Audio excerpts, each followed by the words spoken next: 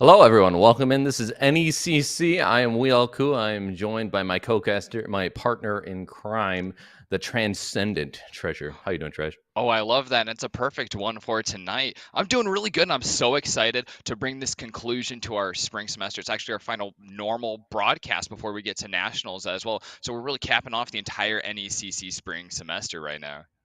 Yeah, grand finals. This is it. This is the Legends division as well that we're going to be casting here. So the top of the top, right?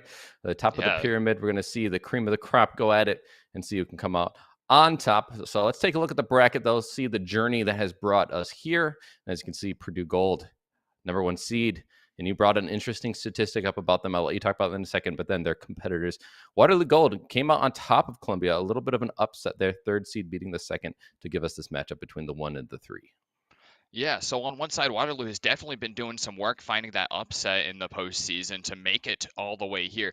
But on the other side, some terrifying numbers. Purdue has 2-0'd their way through the entire season, including their postseason match against Ottawa Garnet. And they have shown no signs of stopping. They haven't even lost a 6th round in any individual map. They're looking so dominant that no one can even take them to overtime, much less take a game, much less series. So Waterloo has to climb a steep, steep hill, and they are the reigning champions as well. So this is a big David and Goliath story we've got right here. Yeah, back to back. We'll see if they're able to do so. But on to the next thing. We have to see the lineups. What are the players' names and what are their backgrounds? Perhaps a little bit of information here. As we can see, Purdue up first. We have Laggers, Providence, Gusmiti, Mila, and Hangman. You can see a lot of seniors and juniors. So they are a little bit older, a little bit wiser, perhaps more experienced. And then we'll see on the other side what that lineup looks like. Yeah, so showing up for Waterloo. These are both the gold lineups as well, which is a little bit convenient for us, and it really goes into this transcendent lineup that we do have for today. The gold teams on either side vying for the very top spot, and representing for Waterloo, we have Samwise, Ultra, Gerv, Suvin, and Dez. So a little bit younger. You can see juniors, Yep. sophomores. So we have the last hurrah on the side of Purdue. None here though on the side of Waterloo. So at least they'll be able to see another season if they can't cap off the season with a win. But even if they did, it's still a good way to go into your next season. On the other side though, a lot more at stake for them as they don't have many more chances here in collegiate scene. On to the next thing, though, is the maps, right? Where are we going to be watching this unfold? It's a best of 5, so we're going to see some couple bands up, Banking Club, and then the rest are all going to be played out. Villa, Coastline, Chalet, Cafe, and of course the decider, if we get there, is going to be Oregon. So if one team gets the first 3 maps, it's over. So it's a best of 5. So at least 3 maps here, Trish. So we're in for a little bit of a run. Yeah, we'll be able to stay tuned in all night. It might go pretty late if we get there, if Waterloo is able to take this to the very ends there, if we have that chance of seeing a little peek out of Oregon at the end. But otherwise, we have quite a formidable map roster that we're getting to look at here. Clubhouse and Bank being bans, the Bank hasn't been uncommon at all to see. Clubhouse is a surprising one to see banned out, especially so early. It is, but at the same time, it is one of those bread and butter maps. And I think, that being the ban of Waterloo tells us a little bit about what that means for Purdue side of things. Obviously, a scary team. They haven't been defeated on a single map, but that might be just the map that they have shown the most dominance on, I imagine, if that's why they're banning out. Or perhaps it's just their weakest map. Either way, though, we're going to start here on Villa, and Purdue is going to be on attack. This is a map that the operator bans can really shape what it's going to look like, because we've seen it be both attacker or defender sided. Yeah, absolutely. This one can really swing depending on exactly how a team is going to play it, because you can play very roam intensive and harry the attackers for a long time, but there's a lot of counterplay around that. Just pincing directly onto site is a really big part of the counterplay here, and it depends on where they're going to be going as well, because all 4 sites are quite viable here on Villa. And they are. Now, looking at the bands, with Thatcher's the first one, so nothing surprising there. I think the next couple bands could be a little different, but we'll find out. It's going to be Flores. So this was one of the first maps known for the shield play. We saw it on Cafe, of course, and Pixel, but this is another map that stands out to me on Classical Hallway and top of main stairs. 2 real pivotal positions to place some shields. Obviously, other places as well around the map. And Flores is the specialist of eliminating those shields. No longer a viable option. Cade coming through as another ban, obviously one of the most favored when it comes to denying the hard breach and getting open lanes into sight. He's going to be gone, though. Yeah, and at this level of play, we do see a lot of this vertical play really coming into account. So we're going to see teams make great use of grenades from below, and that's a reason for banning out Valkyrie. She's very good at counterplay in vertical, especially when you look at like Trophy Room and you look downstairs in the kitchen, where you're going to go below to be knocking out the bandit charges that are probably going to be used on the quad wall in that room and statuary between it and master bedroom, as well as the shields that are going to be pretty relevant on this map, especially with the Reteras completely removed from play. And as you look at the lineup, I imagine we'll find out in a second here, but I imagine Alibi and Smoke each capable of bringing a shield. So that's at least 2. The Smoke's going to bring it. So at least 1, maybe the Alibi brings impacts. Who knows? We'll find out. But either way, as you mentioned, going to be placed in some pivotal positions on the standard bomb side of Aviator games. So not surprising. On the other side, we do see, though, they're bringing their own shield, the Montaigne being brought out right off the bat. Yeah, I think that's a neat little insight for us to see. Clearly, it's not going to be something that gets shown to Waterloo anymore since that change has come through. But we get to see that it's at least something on the mind of Purdue right now, something that they're willing to bring to the table. And before I think they get much information on the site or anything, they've actually made a couple swaps even. I don't know if that was really quickly getting a little bit of information or if that was just what they were thinking during the loading menus anyway, but swapping out the Maverick and the Ash. Nothing too surprising here. Standard setup. They're going to opt to open the, well, depending on your perspective, but if you're looking in from the attacker's point of view on study, the left wall soft, so the normal wall that you'd have soft there, so they can have some angles into study from that vault door. And of course, you do see some of the shields being placed right now in those areas we had brought up before, Classical Hallway, and then of course main stairs. So nothing out of the ordinary. The only thing that we really can highlight is that shield was switched away from, so now Finka being brought, and then of course the Amaru being the real oddball in this lineup on the attacking side. And the Jackal, I think, could net some gain here, but you got to be careful with him as well. You can't overly rely on it to clear out the roam game for you. But the entry coming through over here in the bedroom area. Lagger is going to find Gerb to open things up. So Purdue starting off hot. Oh my god, starting off plenty hot. Lagers finds a second one as he's made its way directly to sight, but Ultra is going to put a stop to him. SMG-11 right to the head, stopping him from coming into map room. But there's plenty of pressure on the other side too, as we already see Mila taking up point on the hallway. So Classical has been fully overtaken by Purdue already. They've recognized that there aren't going to be any defenders over here. And Hangman, though now we saw pushing in very early as well, makes his pick. He's going to get picked right back by Suvin there, who finds 2 for it with his EBR. Why would Goose Smitty jump there? I don't know, but Suvin gets a freebie on the red stairs. They're just jumping down over him. They were not aware, and it seemed like Providence even had information. He was watching it, and there was a player coming up, and yet his teammate jumps over and gets killed for it. Now it's a 2v2. The advantage by Purdue given away, and these last two players, Providence and Mila, are going to have to try and figure out what to do here. That is diffuser down as well. The player who jumped over had it in their pocket. That's, oh my god, what a blunder. Unfortunate, but now these attackers have to figure out a way to recover it. Oh, that's going to be exactly what they need. Mila finding the kill right before Suvin does, who is in the middle of repositioning. And Province, I think, just face peeking this one, looking for an opportunity to just see ahead a little bit quicker, and he does so quite successfully. That was beautiful stuff coming out from Purdue, getting those peaks. Obviously, Waterloo had a great fight back to bring it back to 2v2, but unfortunately, just the gun power from Purdue is just too much for them. The thing to highlight too is just the guns that they're bringing. It's hard to counter it. The G8 with the Amaro, of course, the Black Ice. Got to give a shout out for that. It's beautiful skin on the weapon. But in general, seeing them being able to bulldoze and bully their way through the map and into sight, even Waterloo, they're gonna have to find a way to match this aggression. I thought those shields would help slow it down, but they didn't even get to the shields until after the first points of aggression had already gone in favor of Purdue. And we got to really watch out for that push in from bedroom. Maybe allocate a shield in that direction, in that area, because otherwise they're just going to give so much control. And if they're going to do that, then at least they need to play their lives a little bit better. Yeah, I think a big thing is the classical shield not being played by the time that attackers actually made it into classical, which is very early on in the round. So Purdue was able to take a ton of ground without any resistance, and then they were happy to take some gunfights with players in sight, and they showed some brash confidence that absolutely stands out and absolutely stands head and shoulders above what they saw in round one. So that's a terrifying, terrifying start. I mean, I don't envy Waterloo here taking a first round that ended within half of the timer going down just because Purdue's going to force gunfights that they're happy to take. A little bit of a change in the lineup, Malusi being brought, and then the Mozzie being brought on the defense. So only going to go with the smoke shield this time. Obviously, they, as you mentioned, they didn't play the shields too much last time. The aggression came on the opposite side of the map, so it didn't have much of a chance to. But the attackers, they're not changing too much. Now, they're going to recognize that there are some players playing over here. And Gurb going to be, again, one of the first points of aggression, and he's going to get down. It might be the opening kill yet again. We'll see if they can complete that. But otherwise, they do at least have this control now that they have cleared some of these players off. There it is. Providence going to finally finish that one off, giving Purdue a man advantage here. Samwise had backed away onto red stairs. Doves probably have that C4 in pocket, I imagine. The footsteps are going to give away their position, though, and they're going to have to retreat even further. Yeah, we're seeing some great gameplay here from Laggers, finding a ton of ground using the Jackal ability, just like you said, to get, oh my god, so much ground gain. But even as he falls, Mila's gonna find 2 kills, just immediately holding that trigger and turning on the next angle, making sure that Classical's once again fully dominated for him. Dez and Suvin looking hard-pressed in sight, just trying to hold on to whatever ground they have. So Suvin once again finding the first kill for his team.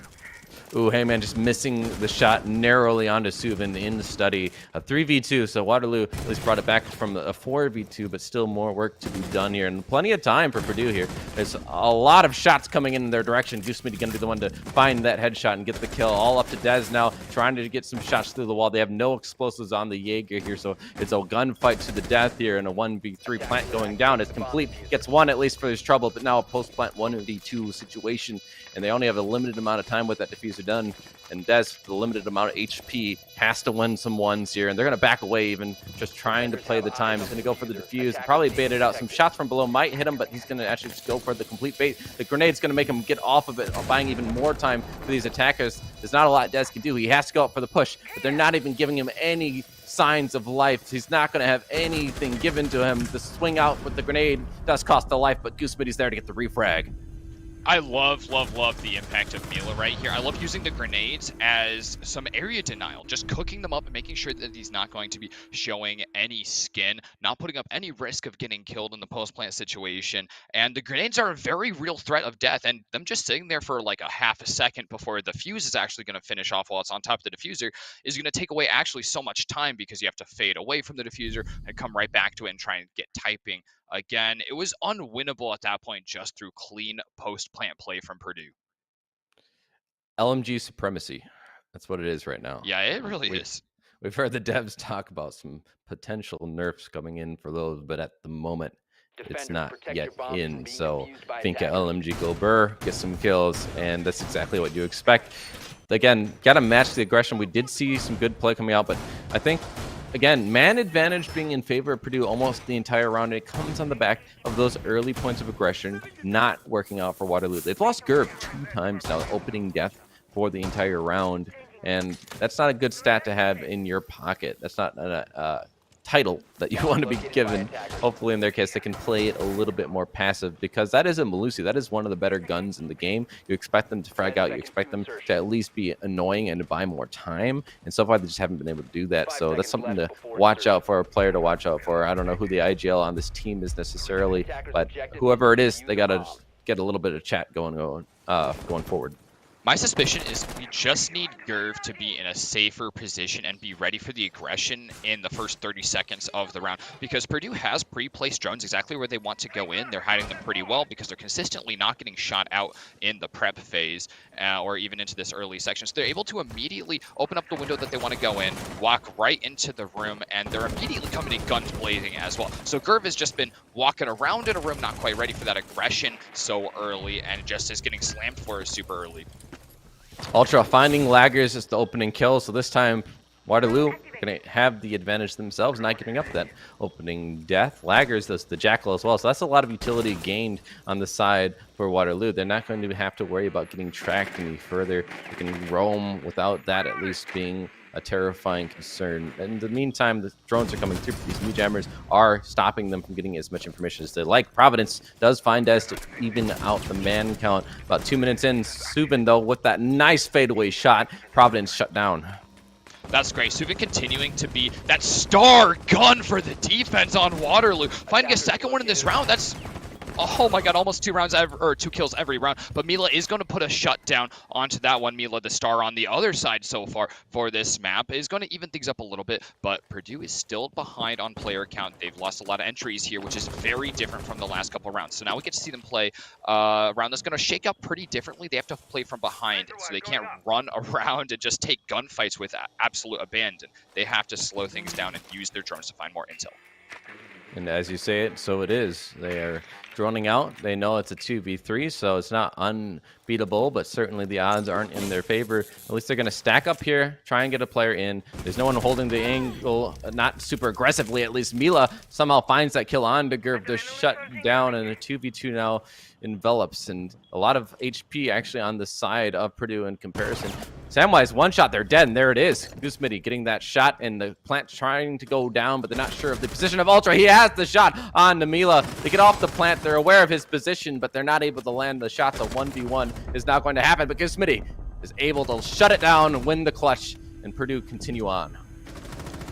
No signs of stopping here. Definitely a slowed down round there with 3 early picks going to Waterloo. But even with angles being held, Purdue knows what they're looking for. They're pre-firing really often, and like you said, with the LMGs, there's a lot of luxury with that. But Goose Smitty, also with a 21-round magazine, counting the extra one on top, is doing a great job of finding heads before a player who's been staring at the same angle is going to find him. Gerv unfortunately held the angle and even had the shot, but didn't take it immediately, and they were punished for it because the Finko was watching that angle as soon as they jumped in through that window. So unfortunate, but it is what happens when you go up against an LMG and your reaction speed just isn't quite up to par. This guy's going to go back to that bomb site. Obviously, they've had no success on either bomb site that they've attempted so far, so it's really just pick and choose. You gotta hope something different happens here, because so far it's getting away from them. Purdue on attack, and this is not looking like an attacker-sided Villa when you look at the bans, when you look at how things have played out. Waterloo have had a chance to close out some of these rounds. They just haven't been able to do it. Those last-second pushes in at the dying parts of the round, Purdue have won those gunfights, and that's been the difference.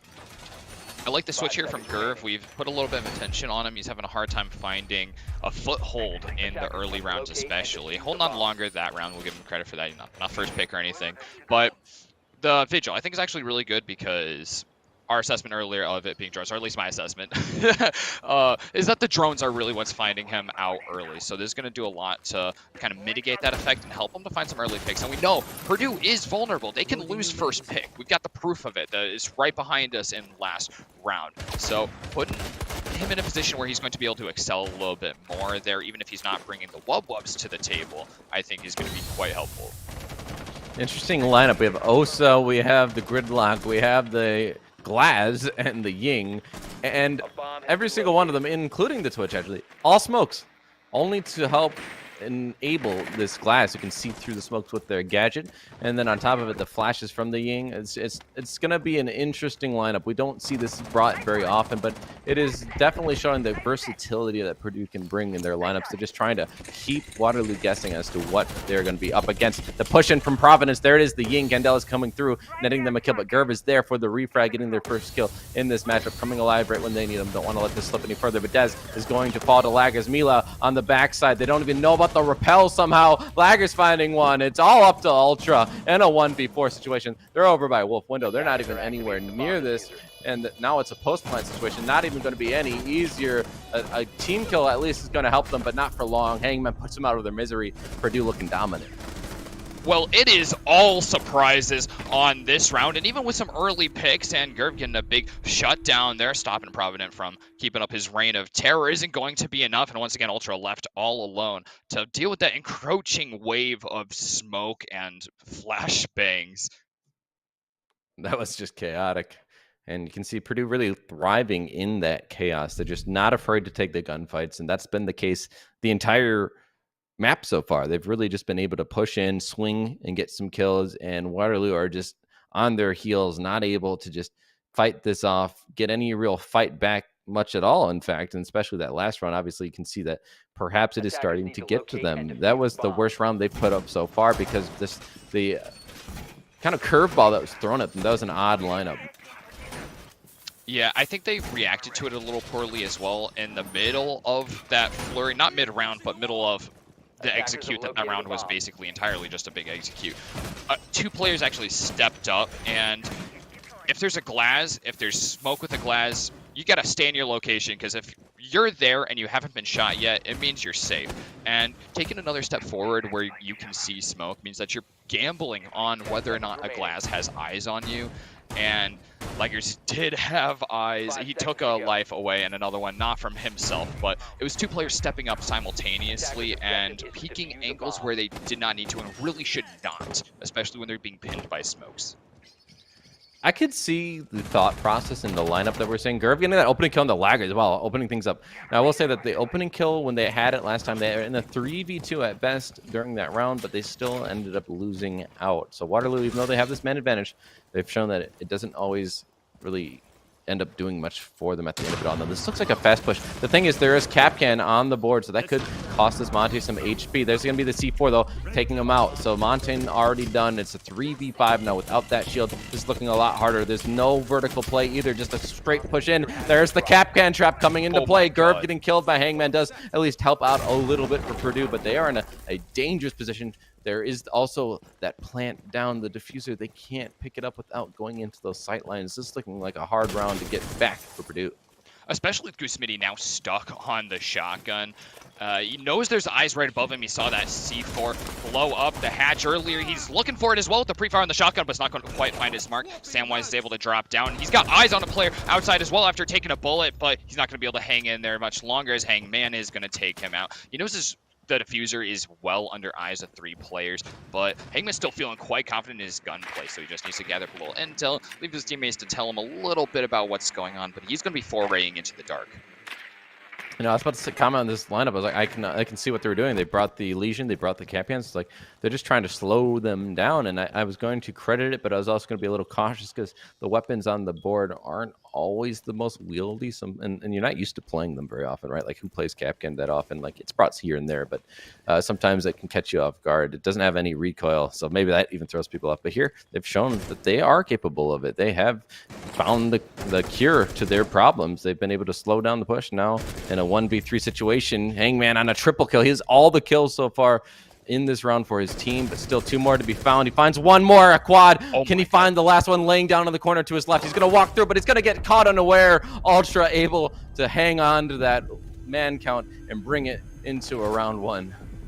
Okay, Ultra worth so much to his team right here. Finding that opening kill with the C4 and closing things up as well with that last kill. Just denying the ace and what would have been a terrifying and just exhausting round to have lost. But putting one in Waterloo's name here is big. They are feeling on the back foot here, though. Purdue is still looking dominant. They're pulling out some weird strategies, and they're going to be keeping Waterloo on their toes. One victory isn't going to be enough to bring it home for them here, and already 4 rounds on the attack is big. The thing, too, was Purdue did field straight into what they were hoping. They're hoping they'd rush in. Get a Capcan kill, get a C4 kill, get a peek out on a spawn kill. Everything went Waterloo's way, and it's great. But a lot of those things are hard to replicate. It's hard to replicate a spawn peek. It's hard to replicate that C4 kill because that was on a shield player who moves very slowly, right? It's a lot easier to get that player versus someone else who's more elusive. So a few things going their way, but they can't rely on those trick plays. They have to find a more solidified answer. And what they're bringing here, just some more basic stuff. They got the Capcan again, has found some success. The Aruni as well, which is definitely, we get to see a bunch of times in the first person perspective that Purdue players see that and they stop for a second. They go, is this grenade worth it? And a lot of times they're saying yes, but it's given that moment of pause and it's going to be whittling away some resources. And we've seen, obviously frags can be worth an entire life, and they've been worth a free post plant already in this match as well. There's 6 of them up, so whittling away any of them that you can is real nice. That's a big benefit to the Arunis, especially in tandem with Jaeger's ADSs. So mostly stock kind of stuff here from Waterloo, but they're keeping the Capcan up. They got to keep Purdue guessing.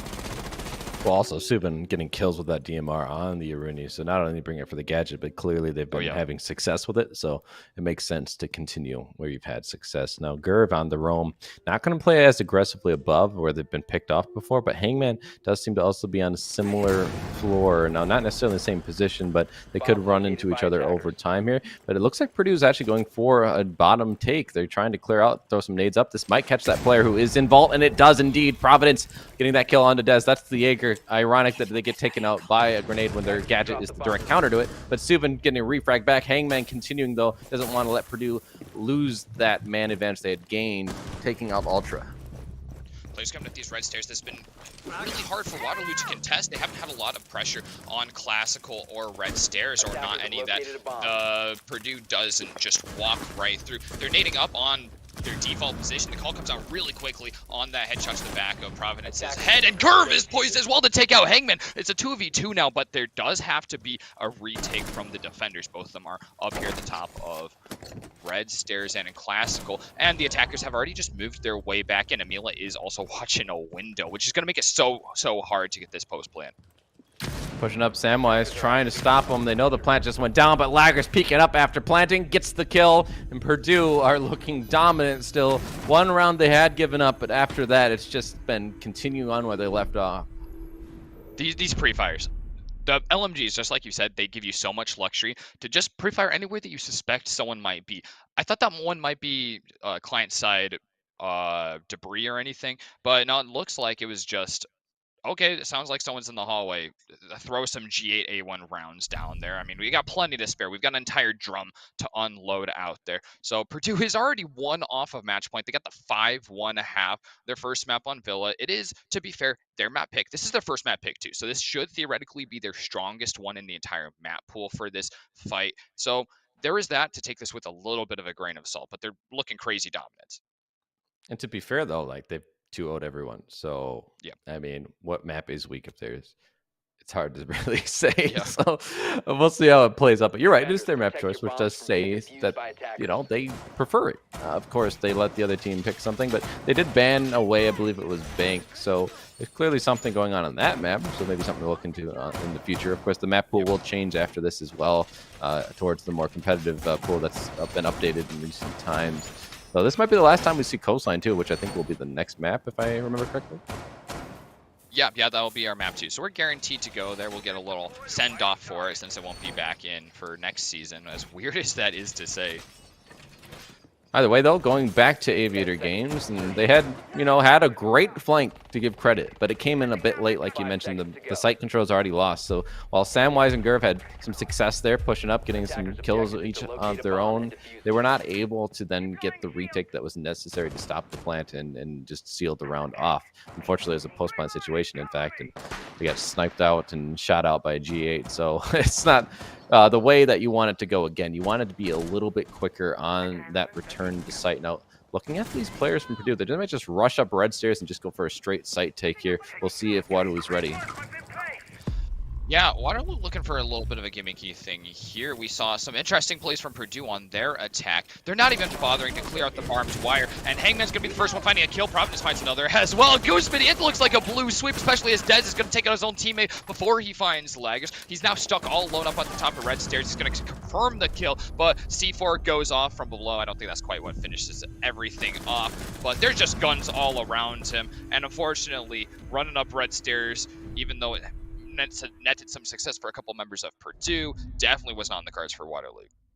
Yeah, and I think I might have actually said Purdue rushing. My bad. But anyways, Waterloo on their first round of attack, that's what they choose. They choose a rush strat. That's a sign of desperation to me. That's not something you'd normally go and be like, yeah, this'll be it. And they needed it though at the same time because it is desperate. They were 5-1. Now it's 6-1, so they're more desperate. So it didn't really work out for them. But now they really have to just see what they can do to be successful because you can't afford to lose another round. So another rush strat probably isn't in the cards for them. They're going to have to go for a more standard take. And really, they're just going to have to hope that Purdue feeds them a little bit, right? Give them some ones, give them some cross angles on some of these defenders being a little bit too courageous on their own, we'll say. And then maybe you can get that early man advantage. And that's been, well for them. At least the rounds have been closer when they get the opening pick, which you'd expect. But certainly, we've seen when rounds get away from them, it's because they lose that opening engagement. It's usually not very close. So they really need those opening picks more than anything. Well, this is something that I was going to mention if the round had ended up going much longer, is that I think it's actually really in Waterloo's advantage to be on the attack because they can dictate the pace a little bit more here. When they're on the defense, it was just an onslaught from Purdue right off the bat. As soon as the timer goes into that 3 minutes, it's terrifying and Purdue's all around you. But while they're on attack, they can slow things down, and this is actually a lot more advantageous to them because the crazy all-out combat is really going in favor of Purdue. So the rush strategy, I think, really played exactly into the deficit that they have, unfortunately. A little bit of a team kill.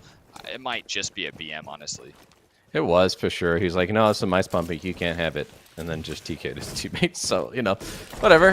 Maybe it'll pay off for them, but it doesn't. Goose Smitty's going to get killed, and Providence actually does get that kill. So, never mind. Ultra going down now. Swing coming through for Gerv, and actually finds the kill with that LMG in the face of Laggers. Hangman and Providence. Providence being that one on the roam earlier on. Has to try and recollect, find a way to win out this 2v4 to seal off the map, or else at least they're giving a little bit of a life to Waterloo. That push coming in from the south side, going in through Wolf Window. Hangman seems to be aware of it. They're going to try and at least contend with this push in, but so far, nobody's being fed in yet.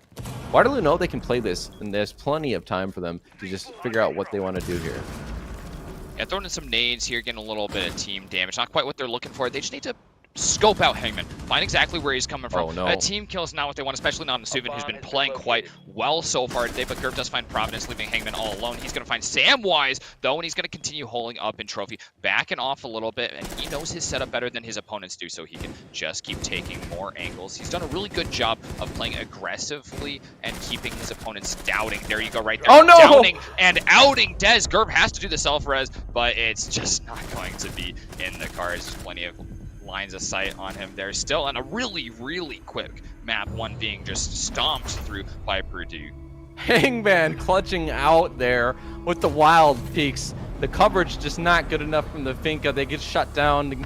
Then the planter didn't jump off in time. It was obviously very quick, so can't fully fault them there. But either way, Purdue showing us why they are the 1 seed, why they have 2-0'd every team up until this point. They are looking on fire. Waterloo have to find some water if they want to put out that fire and continue to live on, or else they can get some third-degree burns and maybe not even recover.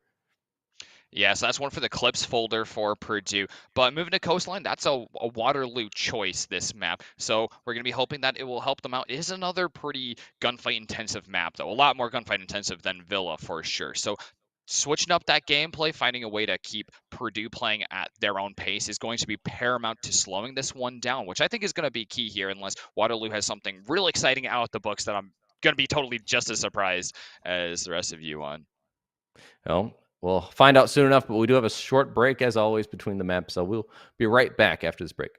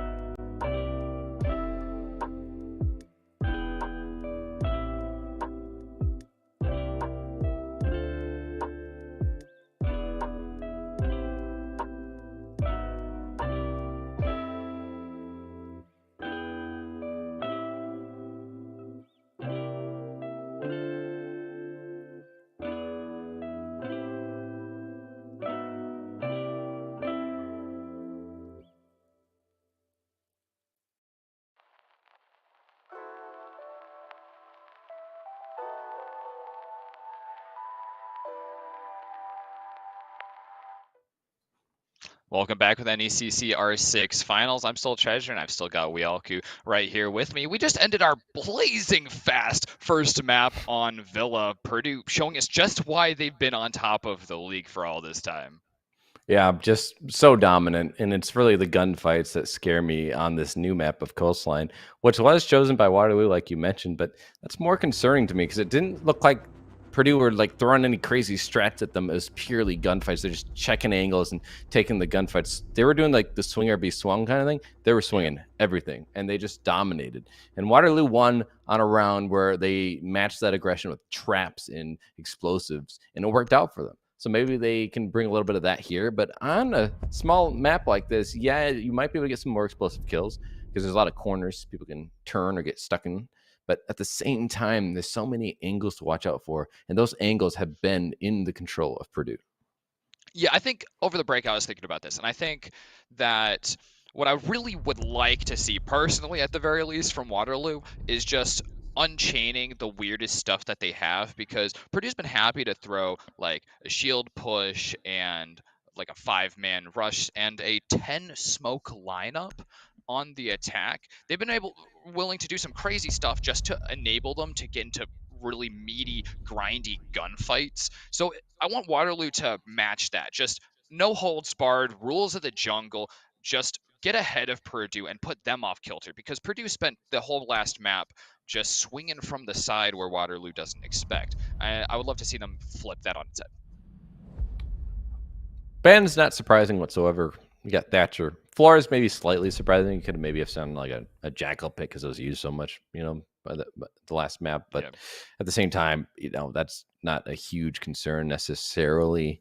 Obviously, getting rid of those cameras from the Valk is important, and then the Mira. And you don't need to get rid of any denial because there's not a lot of hard breaching going on in this map. You don't need to open up walls. Things are just kind of as they are.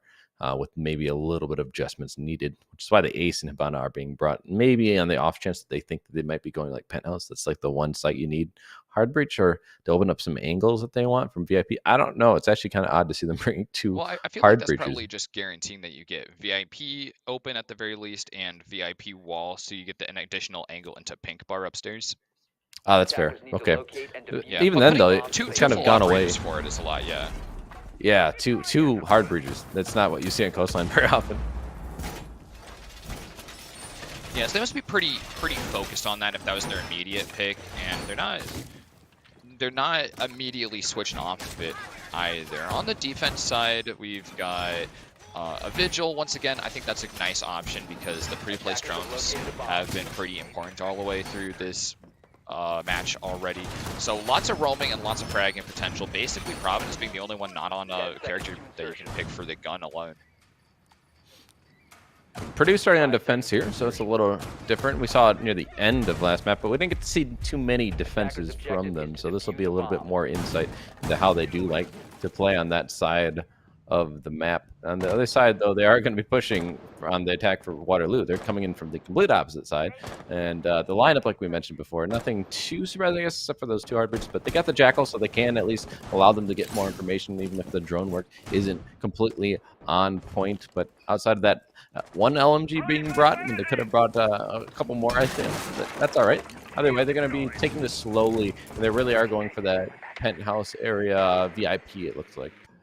Ooh, the holes in that wall definitely belie someone creeping about upstairs. We've seen Hangman pretty actively looking for an early kill up there by the main lobby door. No one's actually going there, though, so he doesn't have an opportunity. The one lurking upstairs, though, is Laggers. He's been moving around quite a bit, hastening his way around the drones, using the gadget to keep invisible, but they know he's in the vicinity. Yeah, it looked like maybe they're going for a silent pop through that door, and then they just fully blew it open, so I'm not sure what was going on there. But either way, trying to get in through Sunrise, go up Cool Vibe eventually here. That's one avenue. On top of it, we do see some other places being taken. Into Penthouse here is the Sledge, and then also seeing on different sides of the map as well, just different avenues being taken from these attackers. So they are a little bit split up, maybe a little bit of VIP action as well. But Garrett's going to be holding down, I think, more of a flank, while the main push does come from the other side. Providence Providence getting that kill into Ultra. The peek out from Ligers actually gets that kill on the Gerv. What a surprise that was. Now it's all up to these last three players of Waterloo to make something happen. They've lost ground. What they have gained hasn't really done much for them either, and time now wasted.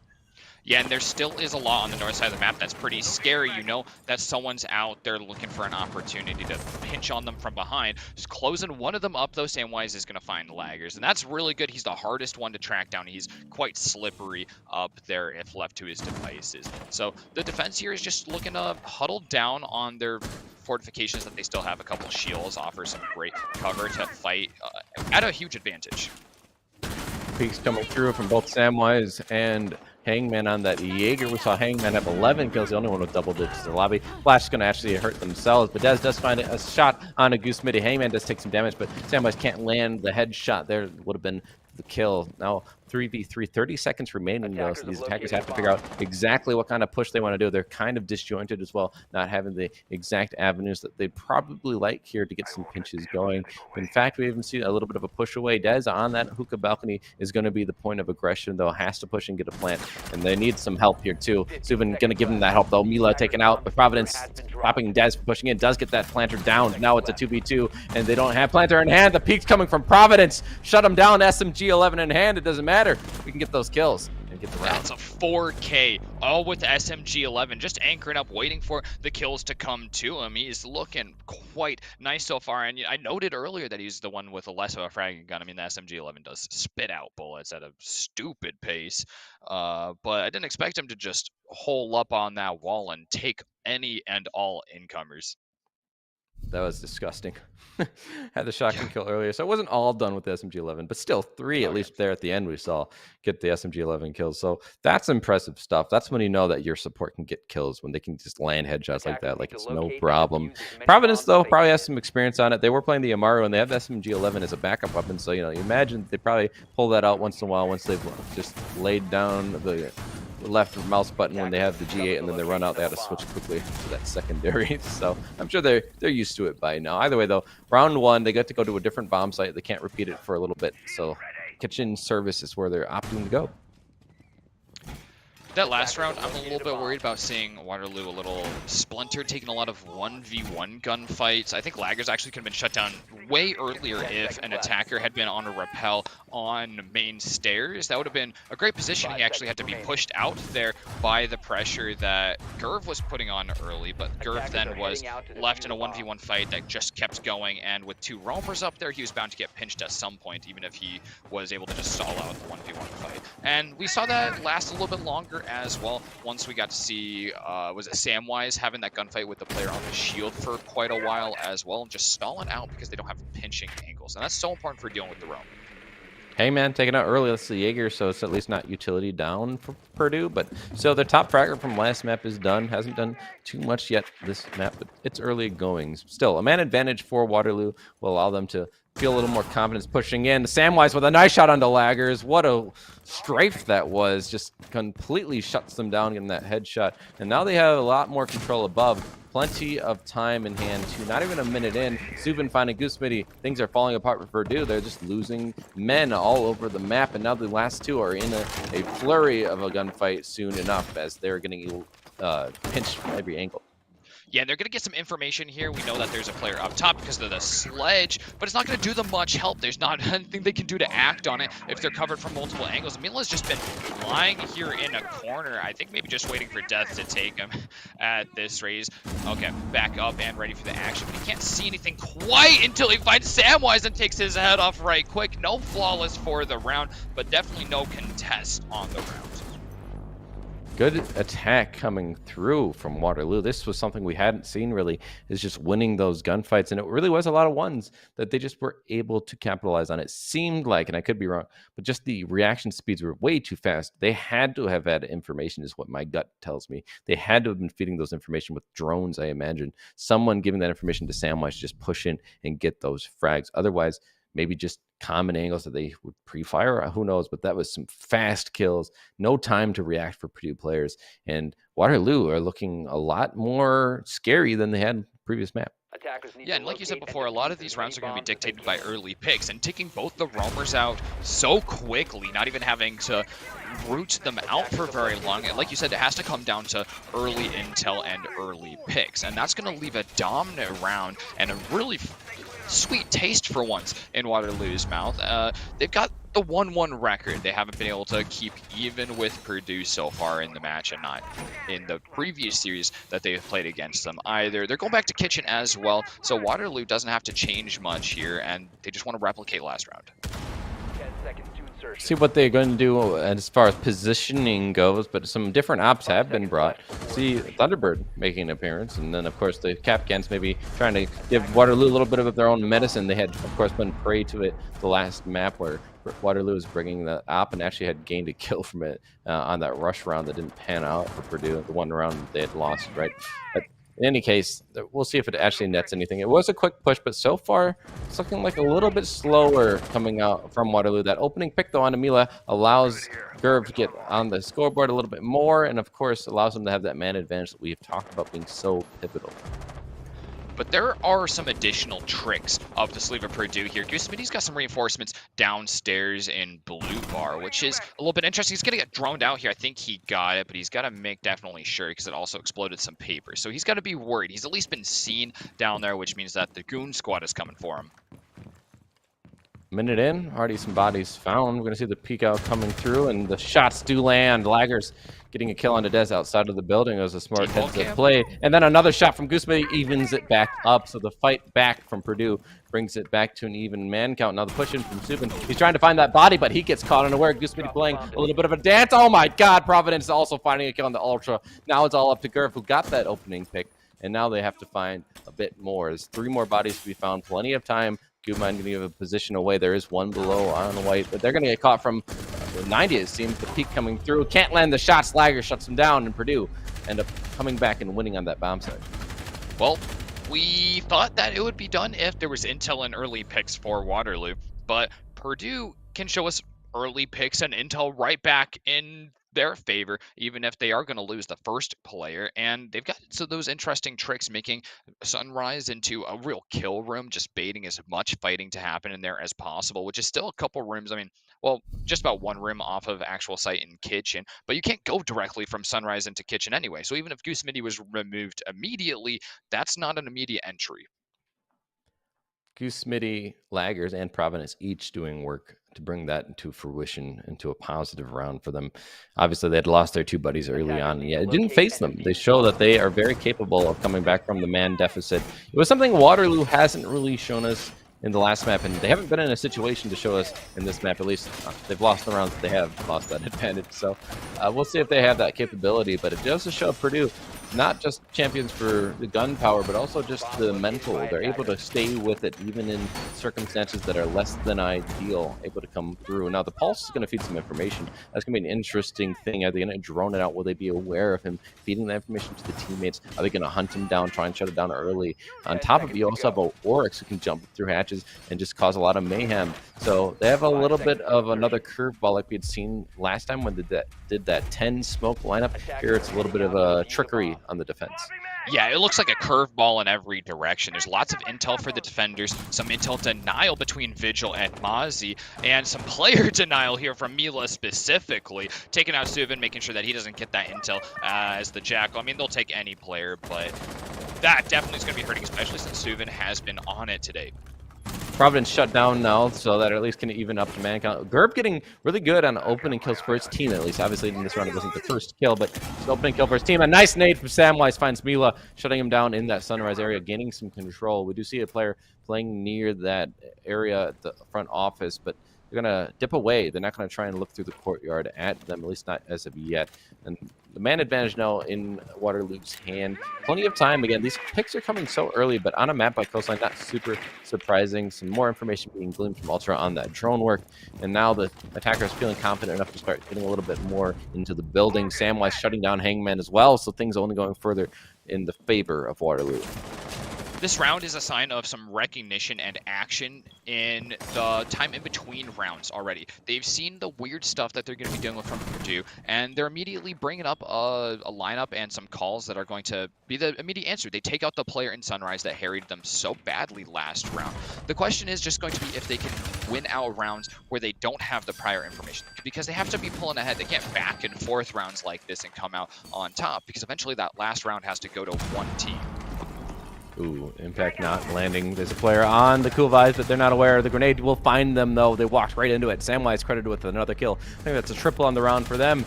And Purdue drop another. This is more than last map already, looking better for Waterloo. Even round count. Yeah, this is what we want to see. Great nades, great intel. Even with the denial, they're getting around the Mozzie and they're getting around the Vigil. And they're doing a much better job of pinching angles and swinging together on defenders. And that is worlds of difference when it comes to removing roamers. It is certainly one of many check boxes, but clearing out roamers is really important, right? This allows you to get that man advantage on a small map like this too. So important. And in this case, now they have to contend again. They've gone 1-1 on each bomb site, and now they're going right back to the bomb site they were just on. Purdue hopefully have a little bit up their sleeve because they've been figured out a little bit so far. These setups, they know that the roam is going to be down below most part, and they've been able to clear that out. So I'm wondering if they're going to change it up, maybe go for a more horizontal roam, not allow bodies to be found down below. Maybe go on a roam later, not from the get-go. Something to switch it up, because so far it's been a lot closer than they had seen last map. And I'm concerned that it could start getting to their heads, because they've had no real close matchups all the way through the season. 5 seconds to go. Yeah, I mean, we have seen a little bit of BMing even all in finals from them. So definitely they have bravado in spades. And we don't want to see it bite them, but I know Waterloo is looking for that opportunity if it shows its face at all. There's a couple shields on the defense here once again, and they've brought back the Wamai as well. That way there's a lot of defense for them, making sure that if it is going to be a lateral approach to the site from the attackers, that it's going to be a lot harder and a lot more resource intensive. Drones coming through, guiding the way for, I think, Gurb. Has been pretty good at getting picks for the team early on in rounds. Providence not going to give up the body, though. Just taking out some drones and playing patiently. Samwise has been oftentimes the aggressor here in Sunrise. You're going to see the grenade coming through. Wamai disc protects them a bit. Another one singing through. The Wamai disc catches that one as well. So both nades now wasted, not able to clear it out as quickly as we had seen past times. Oh my God, what a disgusting shot. Hey man, taking out Samwise, opening kill for Purdue. And he's looking for an encore as well. He's watching that same angle and barely by an inch is that life preserved for Ultra. He's just right next to the bullet singing by his head. At this point, Hangman knows that some pressure is probably going to be coming from the other side as well. So he's immediately flipping over to that other angle. But his teammates are doing a lot of work for him as well. He's still got magnets in the pocket. They're going to keep propagating. So he can just keep playing a little bit further back on the other side of the room. But he gets a little too bold. He's going to peek too many angles, and Ultra has been waiting on this one for a little bit. The man count is even here, and some droning is going to go out on site. The attackers are going to be a little bit slower on actually getting their intel and clearing out ground, because they've had to deal with the first floor so much, though. So this might be something that starts wearing down on time. 3v3. Just over a minute remaining, as you mentioned. Drones coming through, but they don't have a lot, right? The players that are dead can't really help them with that, and there's only one in the pocket of 0, one in the pocket also, but they do have that 0, right? And there's 2 more cams in his pocket, as well as the information that Jackal can glean. So plenty of information they still can find. Now, how much time will it take? That 0 cam will feed the information. Millet doesn't seem too worried about it. They don't care if they know their position, but it does look like all the bodies are actually going to be allocated over to a cool vibes push here. There's one on the window and one below, or at least 2 below. Lager's finding one of them, though. That's Subin off the board. Now they have to find some answers, and they can't do it. Lager shutting down another.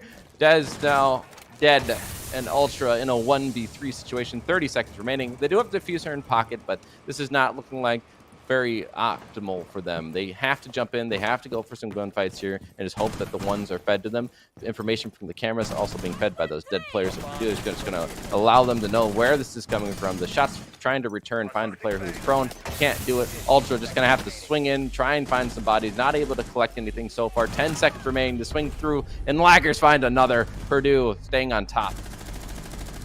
Yep, they bought the time with the downstairs. Even if their players were removed pretty quickly, they actually moved some of the fortifications, making sure to have laggers playing full time on cool vibes. It's a really great power position, especially if you can hold it with some close angle guns, which Smoke is perfectly accustomed to with the Mossberg shotgun and the SMG-11. Those are the two deadliest things that exist in this game when you're up close and personal like that. So keeping him there and knowing that you've got the confidence that someone can find kills with that gun, it's going to make a stalwart defense if the attack is bent on coming up from first floor. There's not another staircase anywhere nearby, so that's their only option. It was a good round from Purdue. They also the round before that was very different, right? Because we had seen those Defenders, fraggers protect your get bombs from being impactful defused by kills. We attackers. saw Gerv and Samwise. Samwise, of course, with a 3K. But those are the two players who died immediately at the beginning of this past round that Purdue had won. And it goes to show that those fraggers in the beginning have had such an impact. Yet again, just to highlight it, but also when Samwise has a 3K and then they get shut down the next round, it's like someone else has to step up, and it just didn't happen. Now they have one more round here on attack, try and gather it back to even before they go to their defense. But this is technically speaking still an attacker-sided map from what we've seen, at least. Obviously, that can sometimes not be the case, but I would, for Waterloo's sake, knowing it's their map choice, they really want this even split. Yeah, once again, the defense is bringing some investment in Sunrise. Okay, some investment in Blue Bar as well. That's probably just going to be more for him to be working with out there. But I like this Warden pick. They're going Kitchen. That's been kind of projected by the last time that they went Kitchen immediately after after winning out on Hookah. So that's going to be a projected thing, and they're watching for like a smoke plant, especially on service, which is still possible. It's a lot worse than it used to be, but a team that's looking to eke out some kills or some rounds is definitely going to be tempted to do that. So I like Purdue answering that before it ends up being a problem. They might find some more use for the Warden, but otherwise he's always going to be bringing an MPX and a shield.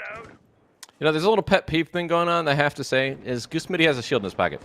And the other two shields are down. If they're not going to put it down, why wouldn't they just use the C4 on the Warden and have him put his shield down? Yeah. Like, just a small thing that I just have to say something because it's one of those things. Like, why have utility you're not going to use? But in any case, we're seeing some drone work coming through. The attackers a lot slower so far, and Ultra killing themselves with the nade. That's not going to help Waterloo's cause here. They're in a 4v5 now, a minute in. Haven't really gained much, and Goose Mitty has been deadly in this area, trying to shoot through the softball. Can't quite land the shots onto Dez, but at least more time bought. This is going to be actually one of the hardest positions to fight. Goose Mitty right there, he's at least a 50-50. He's better. He's statistically better than 50-50 on just taking the fights on the angle. Oh, here's something really close here. The Oryx isn't going to be able to run away and keep harrying the back line because Mila's taken out here. Suvin having enough intel to work off, watching for those little paw prints on the ground, and he stalks up and finds his mark. But Goose Mitty's still down below. It's going to be just about impossible to oust, and you can't even come at it from two angles because Blue Bar is occupied by a couple of his teammates. And the drop down, I think Suvin through the hatch did not work out. Heyman ready and waiting. Pounces, gets that kill. And like you mentioned, not a lot they can do. Dez does find laggers at least, so it's not all done yet. They still have a little bit of fight in them. A minute left to play with as well, so information can be gleaned. And plenty of information maybe on the Yana. She has those clones she could be sending in, but does they have the time to peek through? Providence able to get the double and shuts them down. Purdue getting the advantage, a 4-2 split. Well, this isn't quite the same as last one on the 5-1 split, but still definitely Purdue looking and feeling good. This time they're going to be on the attack, though, and that's where we saw the utter dominance last map because Purdue just ran right through the site. If they're able to bring the same aggression, it's going to be all on Waterloo. The onus is on them to find an answer. They're going to try and slow things down for sure. I like the Frost pick right off the bat, going to service where there's some more things to be vaulting over, some more close angles that are a little harder to peek. They're not bringing the Capcan this time, despite the success that they had before. And I anticipate some vertical roaming as well, because I know if Purdue gets that top floor pressure early on, they're going to rain havoc down, especially with grenades. Looking at the picks too, it looks like Purdue don't know what the bomb site is. This doesn't look like a comp or a Attackers need to team locate and lineup defuse bombs. that would really do that well on kitchen service. I mean, it's not terrible, but I certainly expect them to switch some things out. And Mila on that Cali, for example, I mean, maybe they'll be on the Overwatch, but you'd expect maybe a glass instead with some smokes or something else indeed than that. This isn't the bomb site. Maybe I think they were thinking hookah, get a long angle from ruins or something like that. It's my guess. You see some changes already coming through. Laggers actually being the one to switch off of the Jackal and onto an Osa, but they still don't have any vertical play here. They don't have a buck or a sledge. Yeah, it's really interesting. And Nook's always going to be fascinating. I feel like that's just laggers looking for kills at this rate. The one that's really surprising to see sticking around actually is Mila, though, with Cali. I mean, this is this service entrance watch, and is that going to be something that they can guarantee finding value on? That's the concern, too, because you can't plant in service door anymore, right? You have to go up to the double door with the window area, and that's not the same position at all. We're seeing some shots coming through, but nothing being gleamed just yet from either side. Some damage done, but no bodies found just yet. We see the sniping rifle trying to find that player in the sunrise, but not able to do so just yet. We see two red outlines above, so they certainly are going for that vertical roam like you had mentioned, but it seems that Purdue are just happy to take this one slowly, glean some information with these drones, and then decide exactly where they would like to push from. At this point, oh, I love this. Just right where the holo site is covering up, there's a drone that's just been feeding the location of Gurv for a little bit. He sees it now, though, and he hasn't been punished for it at all, so he's still safe to be watching his angle. Laggers has come from behind and executed Samwise, who's not expecting this, but the calls have come out. They're going to be watching the angle, and Laggers takes a couple hits. He doesn't quite find the head either on Gurv, but he is going to now as Gurv is pushed out into the lobby, and now there's someone really dangerous right inside sight. He's going to take another kill. That's 3 on the round. Sees friendlies and is going to be moving back out, just prepping the site. He's done a perfect job of sapping. He's going to peek into lobby, but gets shut down by Subin, who was ready and waiting. If he had just peeked out with the gun ADS, maybe he would have got the kill there. Either way, though, a 2v4 is not anything easy in a post-blind situation. That's the sniper rifle coming back to bite Yamila. Gets shut down. Providence shooting Subin, and Hangman finding Ultra will allow Purdue to continue on, gaining more round differences and up to 5-2 now. Despite having a weird pick for Kitchen, they were able to get a lot of success off of that off pick, that Nook, that, I mean, I admittedly doubted right there, but Laggers going for those hero plays, and it works out perfectly. Even if he dies a little bit early, I mean, 3 kills is more than you're ever expecting to get on a round. So job done and dusted, and another round in the books for them. They're keeping that Nook up, at least for now. We get to see that. Waterloo doesn't, so they have no idea whether that curveball is going to still be in the mix, but they're putting one in themselves. Penthouse and Theater for their second. They haven't touched Hookah. We'll see if it stays in the rotation in the lineup in this case. We can see Penthouse and Theater, which is an interesting decision, but that's all right.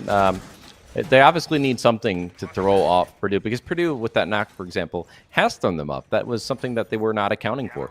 They had just walked in. The cameras were probably trying to feed information, and yet knock is a direct counter. You can't see knock with those cameras. And so that was where that feigned sense of comfort, of safety, was used against them. That's what Purdue's been very good at, though. They've been constantly throwing different things at Waterloo. They can never get a full read on them. They'll switch it up almost every round. The lineup is different. And they're just going to continue to do that. Now we see Blackbeard and an IQ being brought. Maverick instead of Iana. So this is just an odd set of what are normally considered support ops.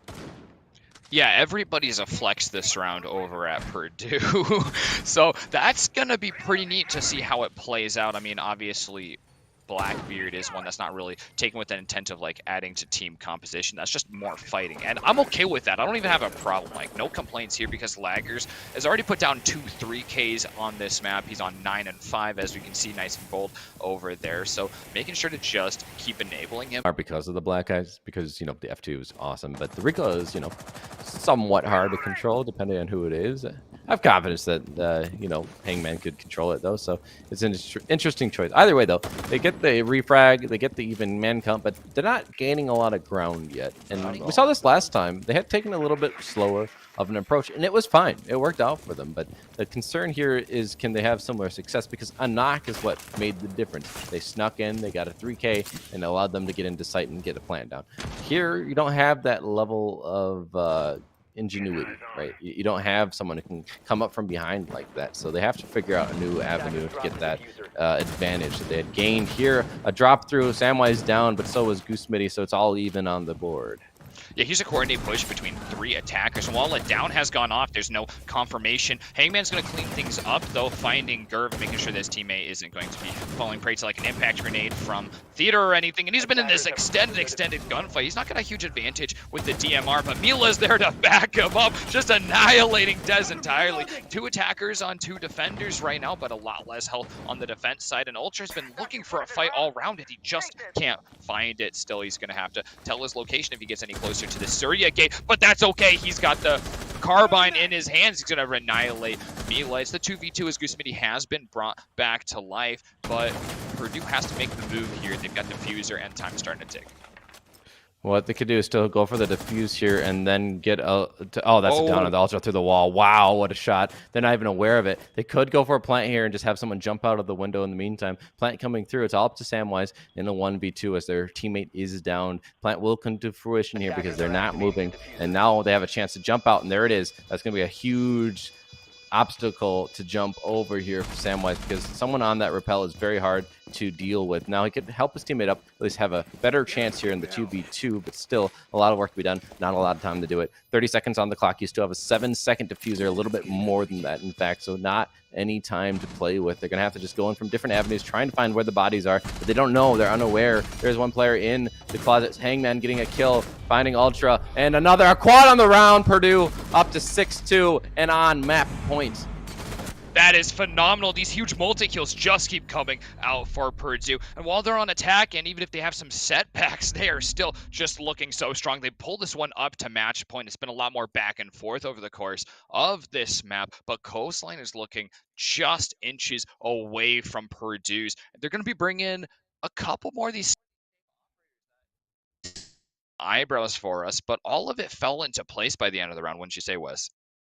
Definitely would say so, and it came on the back of the DMR just going and getting some good angles and shots through the soft wall there, and they had no answers for it. Obviously, the scope on that is going to be greater than any of the scopes that those defenders had, so they had a little bit of an advantage in that sense, but still, they just played it very passively, I think, is maybe the real problem. They also didn't even have a consideration for a C4 from below, which could have dealt with those 2 players getting in on the big window very easily, in fact, but they didn't. And in fact, it was just a completely horizontal gunfight. Did not work out for them. Mila's still on the Cali, and he had a big last map. He's having less here, but he's not been put in fragging roles nearly as much as he was in Villa with the Finca pick. But it's fascinating. I mean, he did get a kill last round. He used the other one, other than Hangman, to put one up on the board. And he just adds a lot of threat. I mean, you see that 50 cal go whizzing by the head, and you know you can't peek anymore. And that's the value that he's bringing. Despite having lower kill numbers, he's actually getting a lot out of a flex support pick. It's true. They've been able to get away with unconventional lineups, really. In this case, though, we're going to look at those lineups, and this is still more of the same. In fact, they have 2 snipers in the lineup here. Yeah. With the knock. The other 2 aren't so crazy, but it's still just a little surprising to see them continue on. But they've had successful. You can't really fault them for it. Yeah, it's like, oops, all greedy operators, but I think they're going to find a way to fit all those puzzle pieces together. Yeah, it's getting a little laggy for my end of things. Providence getting the kill, though, will open things up. Samwise off to the board, and it's going to be another take on to service. So they're just trying to find those avenues. And with the glass and the Overwatch on the service door, it's going to be hard for them to get away. But there's the interrogation by Ultra, completely surprising them. And now they're going to be trying to run away and regather this round. Yeah, a lot of defensive shots coming out here. The player count is still even, though. Purdue just had to keep that heavy attack off them. There's still some intel for Waterloo. It's going to stale pretty quickly, though, once those highlights have gone by the wayside. But Ultra is definitely pretty scary right now for Purdue. They got to root him out. They have found Suvin, though, instead, and Mila finishing that up, switching off to that secondary to get a nice SMG kill. Well, that's a GG on that round, and that's going to be the map in favor of Purdue yet again. Another map, one more, and they will be the champions. And Waterloo, this is their map pick, and they got one more round than last map, but it wasn't much different.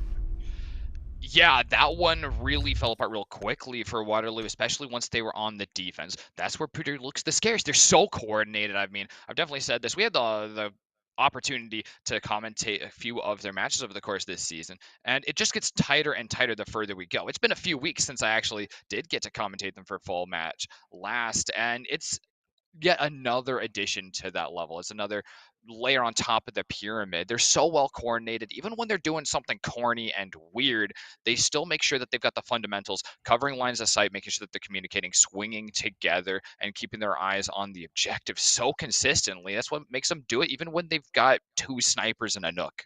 Right. They have that mechanical ability, right? They are considered one of the best, if not the best, collegiate team, not just NECC here, but Yeah. across multiple leagues. So, you got to consider that this is a giant, like you mentioned, this David Goliath kind of example, and certainly Waterloo probably feel that way right now. I know this isn't Yeah. any easier for them, but we're gonna have a short break before we get to that third map. So stay with us. We'll be right back.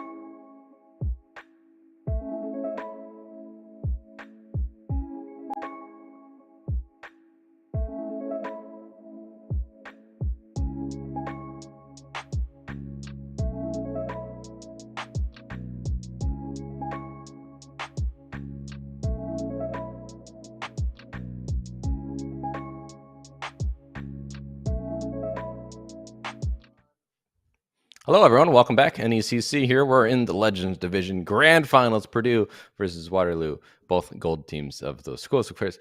But so far, it's been pretty one-sided. Purdue looking dominant. We're going to go to Chalet, though. Any thoughts before we jump in, Tresh? Yeah, I don't know. They've shown no signs of stopping Purdue so far. So Waterloo really has to make this final stand. We're on match point, so the stakes are at an all-time high with the championship on the line. Back-to-back champs for Purdue, I believe, if they win this matchup here. Of course, guaranteed nationals regardless of the outcome, I believe, actually. But certainly going to be the one to beat there, or one of them. You know, I guess you could look at other schools too, but certainly the Titan. Looking at their position here, though, they're actually going to start on defense. And this is an attacker side of map, kind of like what we saw. So you see a little bit of slower play from them. You see Waterloo might catch a couple rounds, but then again, the switch around, what happens? Purdue looking pretty dominant on their attack yet again. So Waterloo, they're going to hope that they can get a little bit of an advantage here. They need a little bit better than that 2-4 we had seen last time. They want to gather a little more rounds than that. Yeah, I actually kind of like this map overall for Waterloo. As long as they're just as comfortable with the angles on the map, I feel good about their ability to play with the play style here. They're doing a good job of taking picks, even if they're doing a lot of exciting things over at Purdue. They're getting some bans here as well that are going to be more particularly suited to the way that they've been playing today, Purdue. So the Glass and the Oryx, both of them pretty nasty things to deal with and hard to predict. And Chalet's a map where there's a lot of those check marks, those boxes that you have to tick through as you're making your way towards the site. And Glass and Oryx both are operators that can put some pins in that and complicate things for Waterloo. You know, it's hard to know whether Purdue are just doing it to show that they are that dominant or if it's actual strats by bringing those ops. Then I lean to the former, to be honest. But either way, part of the game is also to get in the head of Waterloo. And when you've made them now go and target ban those weird ops that you've been playing, you've kind of won that game. They're probably looking at that as like a win for them to make them choose those ops. Oh, you want us to not mess around with these weird ops? Okay, we see you now. Oh, okay. I guess I'll play a meta. I know, right? Exactly. That's kind of what it feels like. But, you know, I could be wrong. I definitely don't know these people's minds. I'm not a mind reader, but certainly feels that way, looks that way. Either way, they're going to go to the standard bomb site upstairs for their first hold, and they're looking like a normal lineup. Yeah, actually, notably with the operator bans, this doesn't mean that Valkyrie is out and ready to play for Purdue's defensive lineup, and that might be a bad sign here. Goosemini's been really good at playing a support role and setting up his teammates for success. He's been great at finding success on his own with a bunch of multi-kills, and I don't see that slowing down with him having an MPX and plenty of cams to feed information to himself.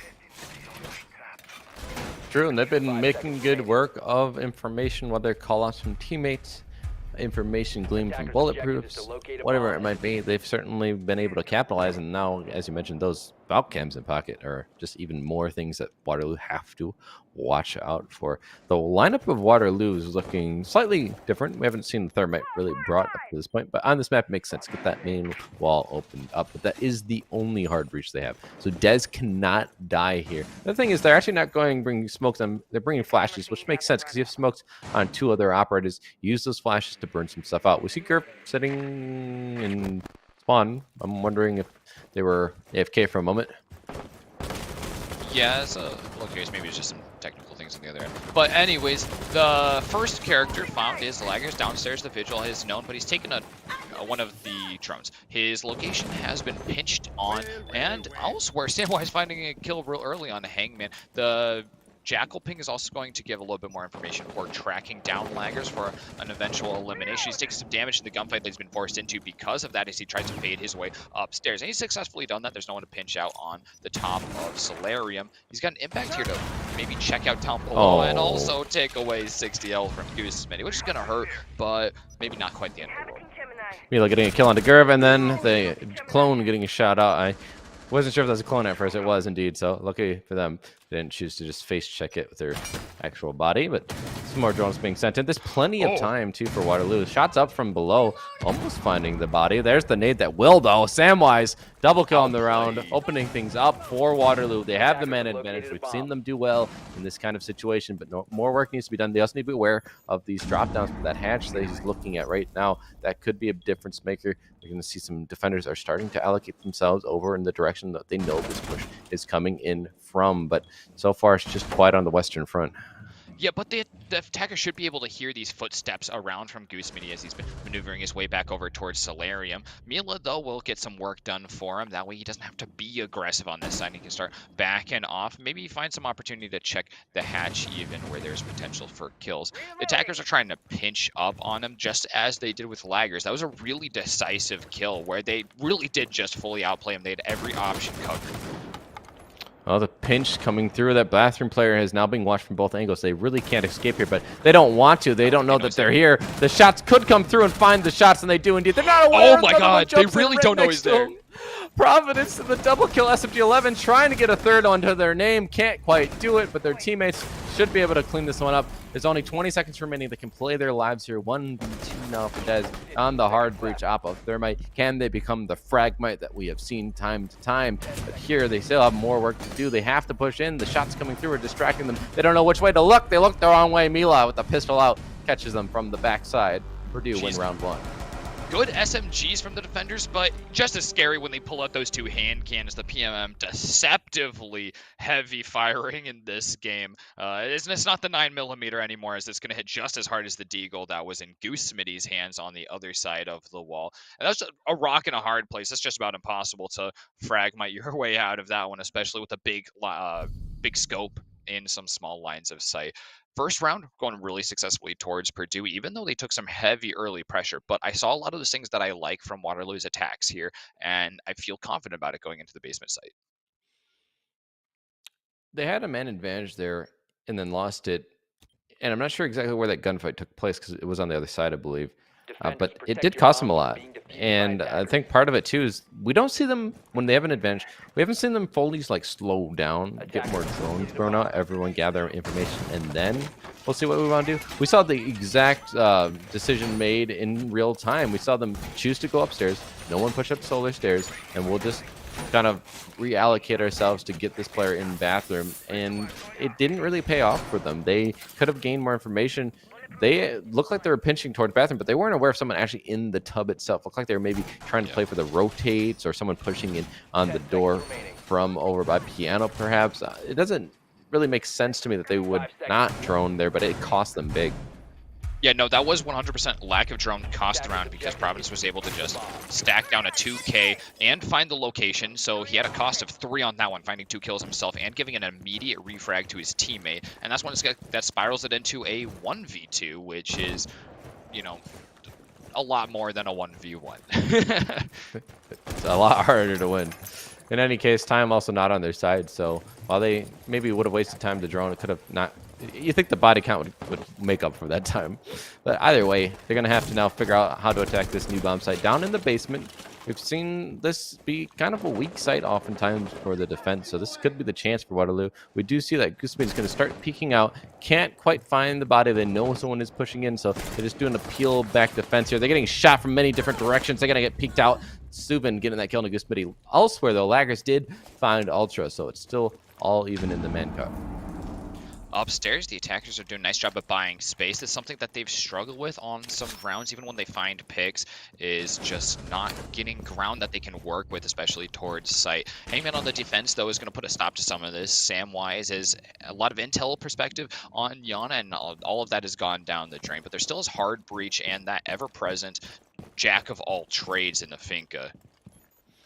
They're very strong and daring roam, honestly. They've just gone all over the map trying to make Waterloo guess where the bodies will be found, and they haven't really had an answer for it. It's buying a lot of time, too, halfway through this round, and they really haven't seemed to gain much. They had a little bit of control upstairs. They lost that body. Now they're starting to push in. They got the boiler wall, but it is going to mute it off. That one will actually escape the range of the mute jammer, so at least it can allow them to have more lines of sights, but LMG going Burr, can't quite net anything just yet. They might know someone's kind of trying to push down here from the side. Doesn't peek at the right time. Dez, though, does find a kill on the Laggers, evening up the man count. A minute to go here. They have a little bit of room to try and get an execute down on site. The meat jammer did stop it from moving down any further, though, so they have to push into the door at this point. Some explosives will also be great right there, but there's not going to be the opportunity for Gerv as he gets C4'd out. Explosives coming back from inside the site. Dez is going to find a kill, though, taking out Hangman and making sure that that roam right who's been nasty throughout the round is gone. Providence finds his as he's going to move up pretty lackadaisically and just hit fire right through that, taking out another player. And Suvin is left all alone, far away from the diffuser and with no intel inside objective. With Mila watching the other angle and having plenty of sound cues here to work on, now can just watch hard on the doorway as they pinch together. And they do indeed pinch together. Mila credited with the kill, but either one of them really could have found it there. And that was kind of odd to me, but Suvin was not near that execute. The flank coming down and then catching a body, and then the shots from sight would have not, if they had not found the player on that breach, then certainly the flank would have gotten the second one anyways. So Suvin not being near his two teammates did not help whatsoever. Pushing on the backside didn't really gain anything. And then his two buddies fall on the other side. That's diffuser down in the 1v2. Had they pushed together, I feel like it could have been a little bit more successful than what we had seen. Obviously, that C4 was really potent and shut down the push through the doorway, but still, perhaps a peek through afterwards would have netted a kill, and you could have tried to do a little bit more. They never cleared off the mute jammers to get that wall fully open up either. So there was just some boxes that weren't checked, and it came on the back of Purdue's roam game buying so much for Purdue. Yeah, I was going to say, one of the big things for me, a small action that could have made a big difference is Gerv just tossing a nade in right behind the display rack and knocking out the mute jammer, because while they do have a line of sight, which is worth a line, and netted a kill for his teammate in Dez, but it's not enough for them to get in and have some real pressure for getting into the plant situation. So they can't get that cross angle even if they were to have their teammate Suvin coming down through blue. They don't have enough pressure to work off of unless those ace charges, the Selmas, could blow their way up the rest of the way through the door. So just tossing out a nade, you don't even have to expose yourself to any of the angles that are actually being played by the defenders. You know, it could be as much as a single button press to just open that up. But I do understand that Gerv was under a lot of pressure. They're constantly in gunfights, so I think that's one of those things that just slipped by. Hangman's unaware there was a drone down in that basement, but they've already moved away from it, so I don't think they can get the shots to the garage wall and kill them. But still, information fed, and they will know that he is the pulse. So that's some information, at least, that Waterloo can use to avoid a disaster later on. And there it is, Suvin already trying to push and capture. Where did this guy go? And if they can catch him, that would be huge. That is a pulse down. That is information denied. That is a kill. But you can see them already in sight. Yeah, and so they can't really catch him. But there it is, Providence below. They baited him out, it looks like. And that's going to be the opening kill for Purdue. What a thing to do. Drop your pulse down through garage to bait someone into canyon so you can have another player playing in small garage. That's galaxy brain right there. An interesting thing I was noticing, Ultra on the Nook, he's got some big shoes to be comparing with as far as all the success that we saw just last map from Laggers on a Nook. So he's got to make this really count, and he's got one grenade down already and a teammate down, so it makes it a little more difficult to make that count. Goose Mini finds a big one here on Ultra, though, and he doesn't get that chance at all. He's just been immediately answered by plenty of guns on that window. I think it was the Goosemity who was saved by that shot, because that play probably would have got him. Groove, though, with the LMG gets one, but Mila's there to instantly refrag. These quick peeks from Purdue are shutting down the push from Waterloo. They don't have much answers for it. They can find a body maybe, but then they just lose it almost instantly. This peek out from Mila finds another. They're so aggressive, and they have an SMG-11 in their hands, and that's going to allow them now to have the 4-1 advantage. It's all up to Dez. They don't know what to do here. They're probably going to take a little bit of a timeout. I would advise to try and figure out what they can do. It does left all alone. Yeah, Mila is getting a little more aggressive after that drop shot. Probably feeling pretty good about himself, but it's not going to be another kill to pad the scoreboard at all. His teammates, 1v3, I wouldn't be surprised if one more of them goes to push pretty immediately. Yeah, but Gizmidi's watching the angle anyways, and a flashbang's not going to stop him at that range. He's just right in the middle of... Yep, okay. Just standing right in the middle of that hole for a little bit. No big deal, you know, just hang out, wait. Yeah. It's only a live fire drill, I guess. Which, No big deal. and how do they really explain these ones away? See, there's blood stains. These people are dying. How is this how is this a training exercise between the members of Rainbow Six? I have some questions for the management. Well, you've seen movies, blood splatter when someone Oh is yeah. shot. You know, Oh, they okay. got some advanced technology here, Trish. You know, I have some we're answers seeing from the some management CGI. now. Yeah, I am management. Looking at this though, it's been more of the same. Purdue, they just haven't slowed down, Attackers need and to Waterloo locate don't and have the defuse answers. It's apparent, and that isn't necessarily to fault them, as we mentioned before. This is a team that has been at the top of the collegiate scene for some time now. It's hard to contend with them, but at least you'd want to find some success to carry with you. I'm not trying to count them out yet. There's obviously a chance here, but it's not very high. And I think at the very least, you hope to try some new things here. Try some new things.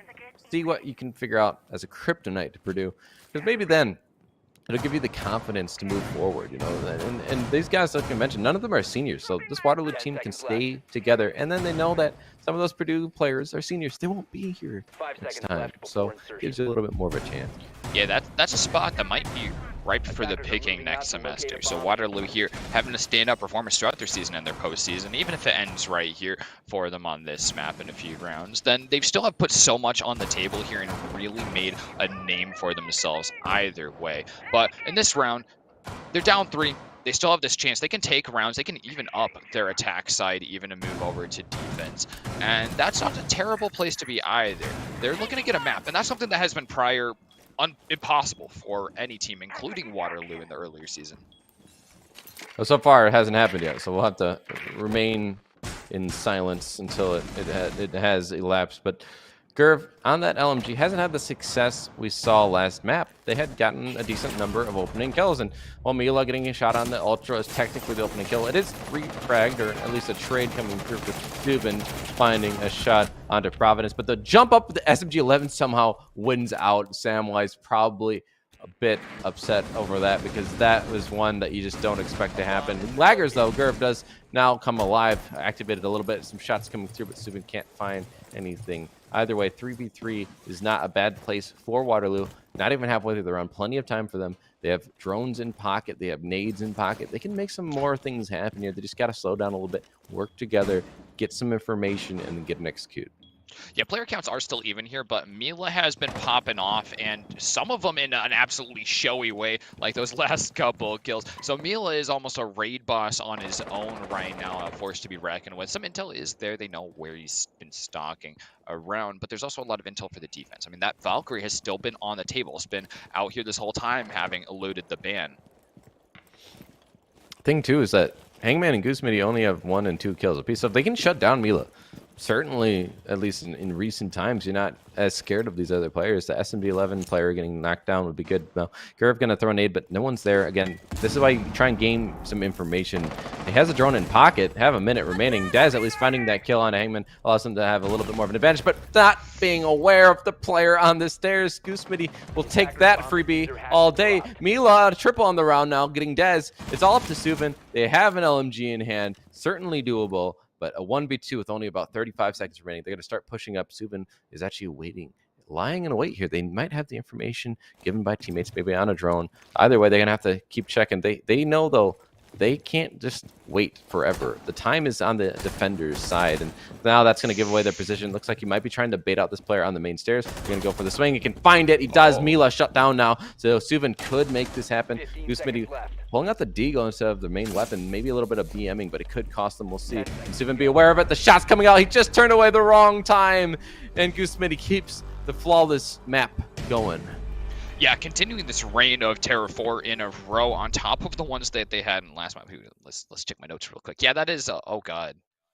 That's 5 in a row prior as well. So they're on a roll right here. 9 rounds back to back. Waterloo's had a hard time finding their say in these things. We're back to basement once again, where there was a lot more hope for the Waterloo attack, but they had a couple stop gaps that slowed them down from making their way into sight and finding the plant. But I think we saw those glimmers, and I think we can see some adjustments from it. It's going to be a question, though, of what Purdue is going to be doing to adjust as well.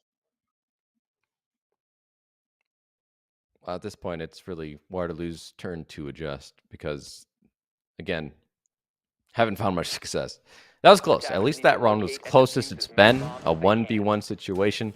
Unfortunate turning at the wrong time for a couple players. Gerv on the stairs, and then at the end there has allowed bodies to be found when they maybe shouldn't have been. And again, I just want to highlight some of the things that they could do to help themselves. Like, this is constructive criticism. Those drones are in their pockets, and they're not using them oftentimes. And they have plenty of time. Yep. Notice a lot of these engagements happen early on, a minute into the round, still like 2 minutes, at least half the round, a minute and a half remaining, and they just don't use the drones. And it could have had such benefit for them. Yeah, and the more difficult competition you're going to be getting into, the more important a drone is going to be. They really are an extra life. You've got 3 lives to work with, and if you lose one of those in pocket, you've wasted so much potential. I mean, it's worth more than like a hard breach device a lot of the time, because having yourself there to use the gun, I mean, that's the most valuable resource in Rainbow Six Siege is a player. And you got to keep those alive, and drones, they're worth intel, but they're worth a life. They give you that chance to peek something and hit the reset button. Had Waterloo known how to save a life, you know, it could have been a different situation. I'm making a reference to the Fry song, and I'm old like that. But looking see, at in the my push, mind, I was thinking this is an opportunity to sing In the Arms of an Angel.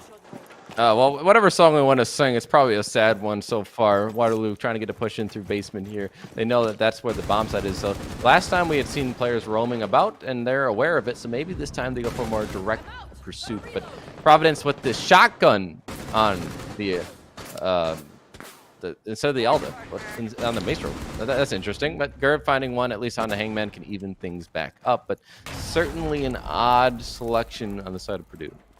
Yeah, Gerb, they're just following the tracers back. They see an impact going off, and they know they are being watched from above. And it is Providence still with that ACS-12. It's a select shotgun, so it can keep contesting even through the floorboards. Oh, no, they're swinging him. Has this line of sight, but he doesn't have anyone watching his back, and Laggers is happy to bank that one. Moving on, even going to immediately try and find another one all the way down in garage. He's going to suffer for it, though. But Gooseman, he's poised just around the corner. He's going to get killed as well, while Dez finds 2 kills, sweeping up the rest of this area. His teammate is down, so he's left all alone for now, as Providence has to make his way back to site. He's going to have to go around and pick up his teammate, and if they're aware, they could actually push out and find him here, or at the very least prepare for it. We do see Samwise has gone outside of the building, doing a little bit of a dance in the ground while waiting to get helped up. And it's a 2v2. That push in from Dez did net them a huge benefit, getting those 2 players who overly aggro peaked. They find them from that trench door, and now a 2v2, a minute remaining. Again, though, 2 drones in the pocket of Yana. You have Yana clones. You have 1 drone in Dez's pocket. 50 seconds. Yes, you can clear out some utility like we just saw, but where's the information being gained? Yeah, gained or gleaned. Either way, it's gotta be received somehow. And there's a couple players watching some tight angles. The ACS-12 is like a DMR in this application. It's gonna just knock out a player, and there we go. Samwise just getting eliminated by. There's still smokes with Mila as well, who's just been going off. So you've got to go through 2 of these in a row. Okay, the angle is seen. Dez gonna take it as well. That's his 3rd kill. He's just gotta find 1 more in Mila. He's trying to wallbang it, but he's not gonna quite find the mark. So close. We're getting closer every single round to a water. How does he do it again? He can't. He did it again. He laced behind something. He pops up, and he wins against a gun that is far better. An AK before it was the Finka. What is going on? How does he get away with it? Providence, Mila, I think both of them have done it actually, where they just pop up from behind something and just SMG-11 you in the face. No, Providence It's incredible. and Mila on point right now. Just laying down kills back to back. I mean, there's only 2 deaths on Mila, so he's eclipsed that KD of 2.0 at this point, shooting for the stars. And I love that little whack-a-mole move. Even if you know where he is, you're trying to pre-fire it. You're just losing right now. He's so on fire. It's crazy. That's all I can say. There's not much more to be said about it, but it's 5-0. 2 more rounds, it'll be a flawless on the last map to cap it off. A 3-0 victory as well.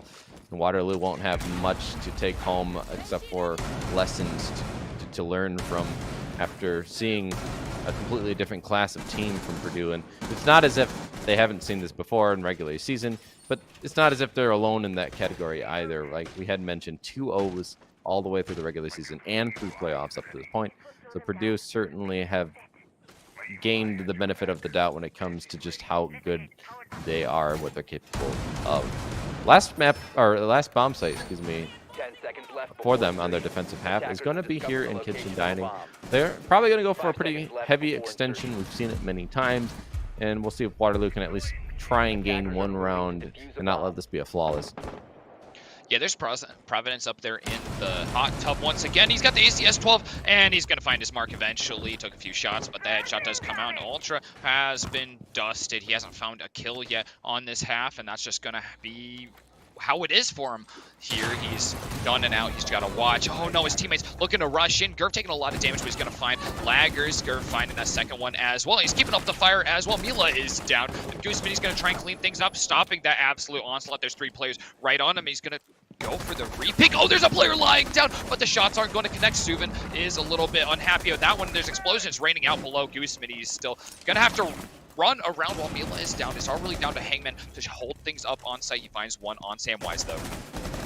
And the Mila could get helped up still. So it's a 2v2 until that player is helped up, but the push from the side, they're not aware of it. Gooseman gets the refrag. It's essentially a 1v1 with that player down. Now it's off to Dez. He's going to try and bait out. He's not sure where this player is. Can he pop up from behind? Can he get the swing onto him? He's going for it. Can't quite land the shots. And then from the push, he swings and gets the flick.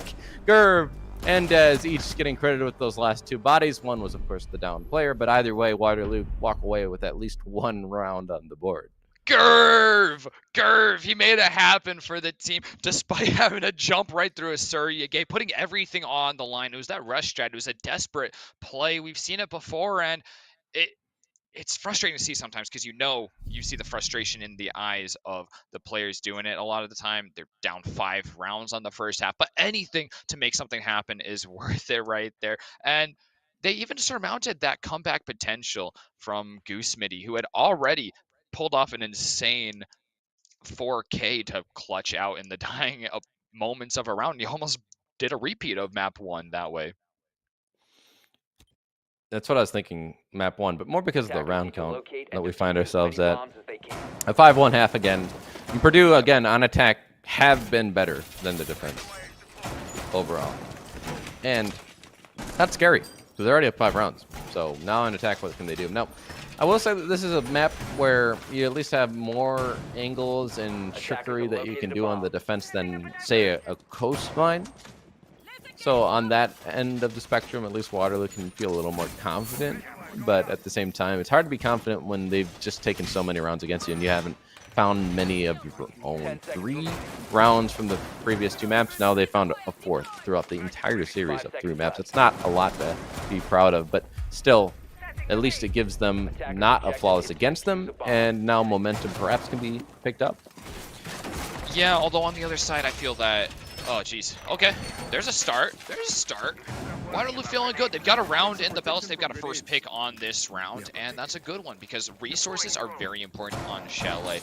But Purdue is deadly effective on the attack. I'd say they're probably, even scarier that way. And Gurv finds another one as well as Laggers has gone for that Amaru pick and just waltzed his way in through the window we saw before, and it didn't work out for the other team, and it won't work out for him either. Gurv is finally felled, though, despite the kills he was able to find. Oh no! What a missed opportunity. No, Goosemitty. And then the jump out does net a kill at least. This is kind of going crazy in both directions. Both teams a rush in and then some jump outs. And that nice flick from Samwise though down to Goosemitty. That's also diffuser down, so that's great. But shotgun in hand for the Finka. So if they can get a close engagement here, they might catch them unawares, but they're holding a longer angle. So Samwise should win out on this gunfight if it comes into being. And so it does, but not going to gain anything just yet. But they have awareness of a player on the stairs, so they're going to just play it safe, grab that diffuser, dip out. But 2v3 with the shotgun on one of your players, Purdue have a lot of hard work ahead of them. Oh, okay, Suvin. That's looking great. A lot more aggression coming up for Waterloo as more of those unexpected plays, just like you said we might get to see here on Chalet, since it's more forgiving than like the coastline that we were on just before. So Providence boosted up with a little bit of HP before he lost his Mila, but still sitting down at 50 health. Yeah, not a lot to do here. There's a lot of time, too. So, I mean, they could try and gain some information. There are a few, so maybe a cluster charge above if they can gain that control. But the peaks coming through are going to give away their position here in mud. And it's not going to go very well for either side, actually. Neither side gaining any advantage. No health nicked down at all. And This was just going to be time burner. I think Purdue know that the rush strat didn't really pay off for them. The jump out did catch them unawares, so they might have to take this a little bit more seriously than what we'd seen. Obviously, I'm not saying they didn't take it seriously at all, but when you see Amar just jump in like that with no information, you have to start questioning it a little bit. Yeah, Province here, he's got plenty of bullets. He can just lay down some fire with the LP 641. But it's not really anything more for him to get. Yeah, 30 seconds left, 3 players. He's just going to be baiting for some kills, waiting for the opportunity. I mean, it's technically possible to eke this one out. Province has been doing quite well for himself. Find some damage on Samwise, who's taking that angle. And it's just continuing the story of this peak between these two. Just continued baits. There we go. Samwise finally finds it. Took him a few chances, especially since the two of them were so elegantly jiggle peeking all of those engagements. But finally, it goes down. There's a second round in the books for Waterloo. I see some interesting chats going on here between the boys of Purdue, but either way, Waterloo at least have found another route, so they probably feel a lot better. That's 2 in a row. We haven't seen that from them really, so that's really good for them. Yeah. They can start now getting confidence back. They've at least been more willing to take risks, and I mean high value risks like the jump out we saw, getting that opening pick. Before we've seen them take risks, but it didn't necessarily work out, right? It wasn't the risks that maybe we would have liked to see, or at the very least, it just didn't pay off. Here, though, when it works, and able to carry it into another round win. More to do, though. That was one bomb site. Now they have to go switch to somewhere else. It's kitchen dining, and certainly they have potential, but you can't rely on another jump out to get that opening pick. Yeah, and there's some more interesting things. Yeah, the Cali's going to go away. I think that one was just for the enjoyment there. But I was thinking it might be really interesting. We've actually seen Mila get some success with that, at least holding down angles. Not huge kills on the last map, but Chile is even less forgiving for the weird pick of a sniper. The defenders here are going to be bringing some interesting stuff. You got the mute. We got an echo. That's going to be plant denial, a shield, nice gun, and more intel as well. Not using that Valkyrie, which is on the board and was used really heavily by Purdue. And an additional thing is all this attrition between the Castle, Jaeger, Aruni, mute. It's a lot, yeah, a lot of utility, and certainly not any operators I would call as a weird pick here for Waterloo, or excuse me, for Purdue or Waterloo for that matter. Honestly, both sides seeming to have more traditional. I'm surprised by the Castle. Are you? Yeah. Do you see it's Castles on kitchen often?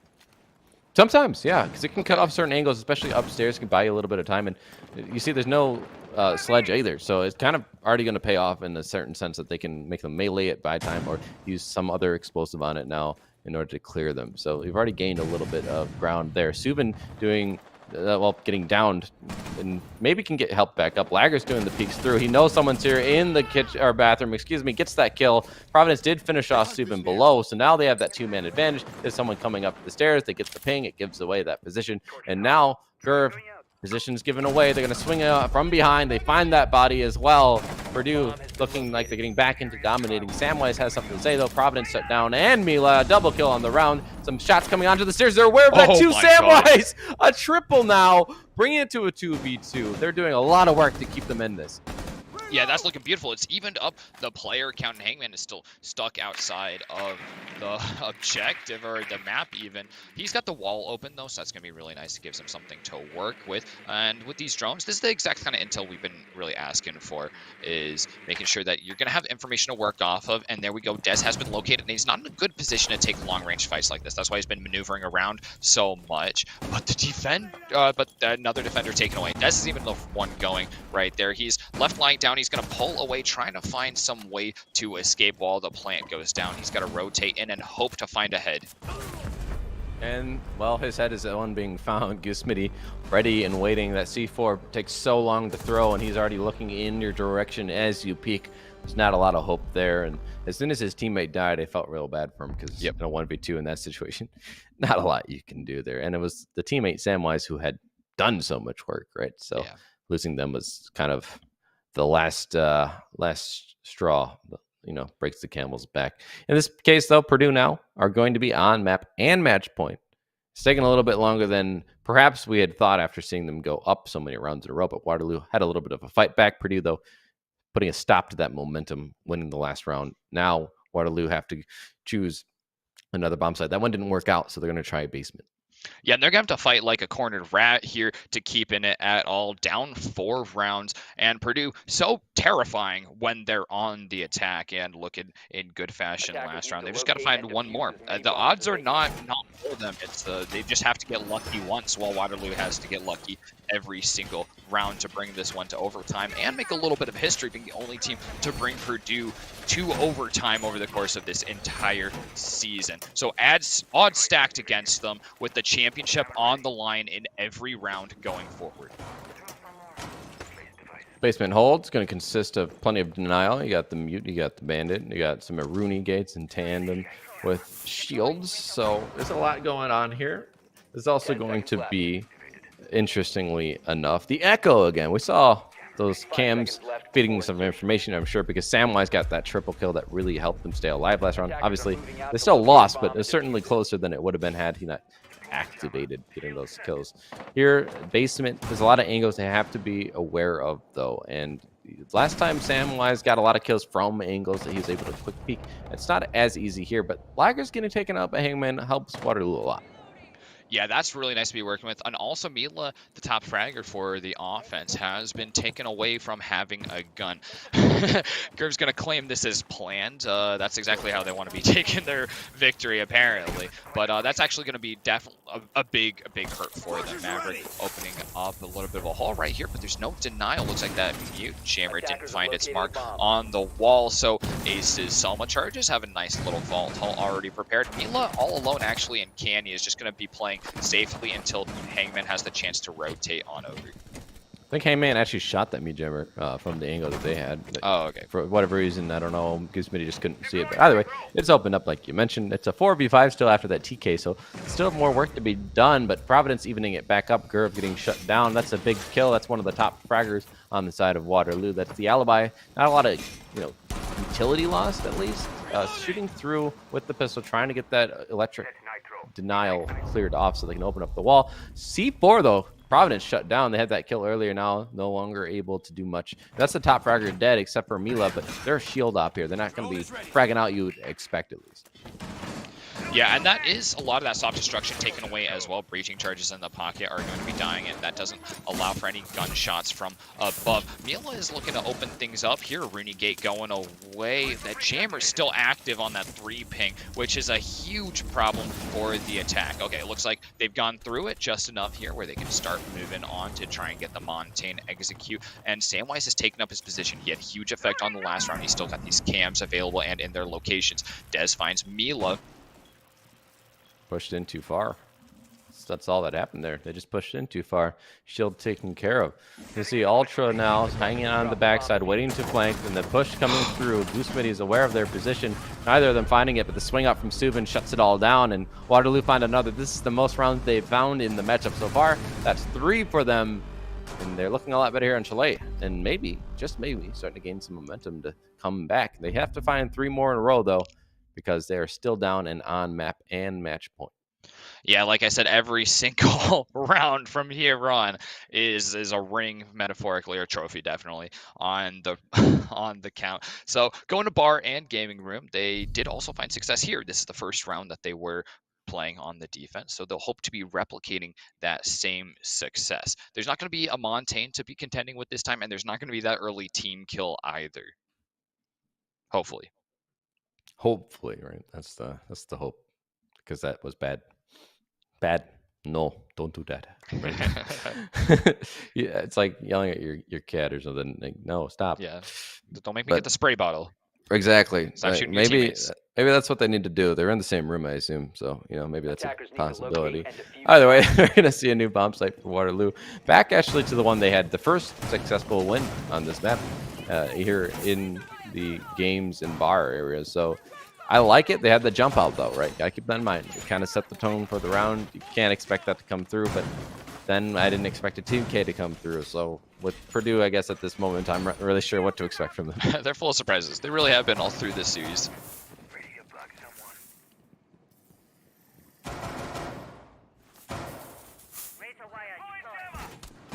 10 Well, looking at the roam here, we're going to see Suvin getting some reinforcements, but I wonder if they're just going to play in the mezzanine above.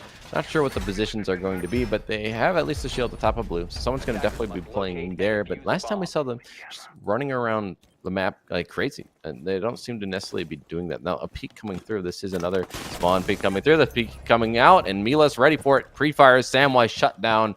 That's one of those big time players for the side of Waterloo, not going to be available. And they had the Echo drones last time. They was feeding information. They've popped up that triple kill. Now, while they're on the alibi, so it's not as devastating, but still a fragger down doesn't do any good. Now, the peek's coming through on this window. They're just not going to be aware of it. Gerv shuts down Mila, gets that refrag very quickly. I'm not sure what was going on there on the side of Mila, but that was just too quickly of a push. They were not really giving the respect due to Waterloo.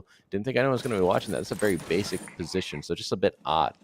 Yeah, that window is a dangerous spot. Not giving it the proper caution can be hugely costly. And Gerv is still here, roaming about. He's waiting for some sounds and for some calls from his teammates. Similar to Ultra, who's getting peeked on a little bit. He's got to be suspecting that a drone's going to be coming his way as well, so he's going to have to do something fast before he gets pinned and blocked out. Goosmidi with the hollow on the G36C, it looks like. So this is very odd. Normally, you know, people are rocking that ARX, so just a bit interesting from the choices being made from Purdue, but still, that's a good weapon, so you can't deny that I fact. love both those guys so much. The R4C, though, in the hands of Providence, is going to shut down Subin, so that's going to give them the man advantage. It's been a little bit since we've seen Purdue do this. At least last map they dominated, yes, in a certain fashion, but this is tit for tat here. Gerv finding laggers is going to allow them to even up the man count. And there's a lot of time being bought right now by Waterloo by shutting down these early aggressive pushes, and they're really giving the ones Purdue is. And in this case, they're really not coming out on top. Yeah, I like this patience from the defense, holding some angles and some dirty ones at that can just patiently while away lives, but they are down at this point, having lost Ultra. But Gerv doing phenomenally this round, finds his third kill. He's going to peek around, but not be quite quick enough. He can't ADS fast enough to get Goosmidi. That's actually a big benefit having the G36C for him. And Dez is left all alone inside. He's got a nice close angle, but the head just barely eludes him. And the match goes to Purdue on the back of that one final kill in games. Ooh, that was a nice shot, too. You didn't even really see him, just did a quick peek. And a fadeaway shot gets the shot under the head. And that's going to be it for Waterloo. They have fallen now. They had a valiant effort. The best effort they had given was on that last map, the last hurrah. But indeed, it is a 3-0 for Purdue Gold. Champions yet again in the Legends division, just like we had seen a repeat performance. We do have an interview coming forward, but we have a short break before we get there. We'll be right back with that interview.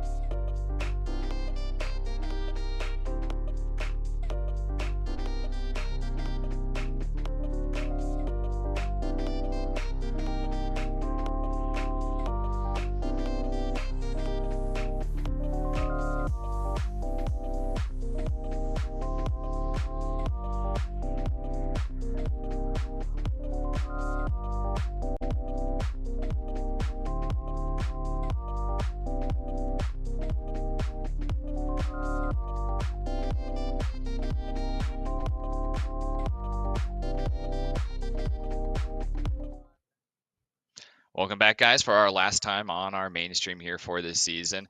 We've just wrapped up with Purdue Gold and Waterloo Gold. Purdue coming out as our overall champions of the Legends division. And wrapping up the rest of this stream, we'll be getting a nice little talk with Providence, the team captain. Right, Providence is here with us. How are you feeling after the victory? Feeling well, guys. It's amazing. Oh, no. I think you're muted, sir. Feeling well, sorry. guys. Yeah. There we go. Well, walk us through the process here. First, a little bit of an upset in the bracket where the third seed beat the second seed, and then you're against Waterloo Gold now in this matchup. Obviously, you still won pretty handily, but were you expecting that? Did you have any concerns going into this matchup? I don't know that we had any concerns. I mean, we played Waterloo before. We've also played Columbia before, which was a fun little show match. But so I mean, I think we knew what we were getting ourselves into, and we're pretty well prepared. So. Yeah, you guys seem pretty prepared there, and I would venture to say is some of these moments you guys look like you're just having fun with it. When do you think that you guys were most vibing in that stack and just enjoying your time there? Because I know it was happening, and this, it's a championship match, but you guys were clearly having some fun. Yeah, so some of you may know if you follow the collegiate scene, we went out much earlier in UCC in the Unified Collegiate Championship than we had maybe expected to, or other people had expected us to, which was kind of a bummer for us. But so we're just focusing on having fun as a team and sort of enjoying. We'll be disbanding after this season, so we're just trying to get the most out of our play time together. And the majority of us live together and stuff, so we're all really good friends, and so we're just having fun. Well, with that in mind, how about you just let us know, what are the plans then? You guys are going to disband? Do you have personal plans? Do you know what your buddies are going to be doing? We're curious to know what the path forward will be. Yeah, so I myself, I've been working for a company for a while here, so I'm going to be working for them in Chicago, so I'm graduating. Goose Smitty's going to be going on to the Valorant team at Purdue, so we're excited for him to see what he can do over there. Hangman himself is going to go try to play T3, so look for him on some of those T3 leagues. And then my man M. Laggers, of course, he's probably going to try to go get some esports job somewhere. Some of you know he's a awesome land planner and has been working for Face It. So, and then Mila, good old Mila, he's got 1 year left of school. He's going to focus on that. So that's what's on the table for him. So. All right. Nice to see the stories. I'll think it's nice to watch you guys go off and do a lot, especially since you're all probably going to be staying in the scene to some degree or another, it sounds like. So we'll see a nice, very successful collegiate team here continuing on, and for success, I'm sure, in many other facets in your life coming up. But it is sad to see such a prestigious team go away, but it's on a sweet note here at the very least. And I think going back to another fun thing there, you're telling us a little story about that nitro cell that came your way while you were on Villa a little bit earlier in map 2. Tell us about that. Yeah, so the very last round there of Chalet, I kind of crouch walked down blue and got a pick, and then I walked back up and I was in mud, and somehow I got totally spooked and opened some overlay on my computer and started spinning in circles and got C4'd. And I clipped it. I was just screaming the entire time while spinning in circles. So that was a pretty funny thing that happened there. So, well, it's the last round too, so that's the way it ended for you. Exactly. I want to know the way to end it. But we do want to congratulate you. We want to make sure that this moment is sealed in NECC history, but also hopefully sealed in your memories. We have Jacob here to help present the honor. Hey, my friend, how are you? Good to see you. Doing great, thanks.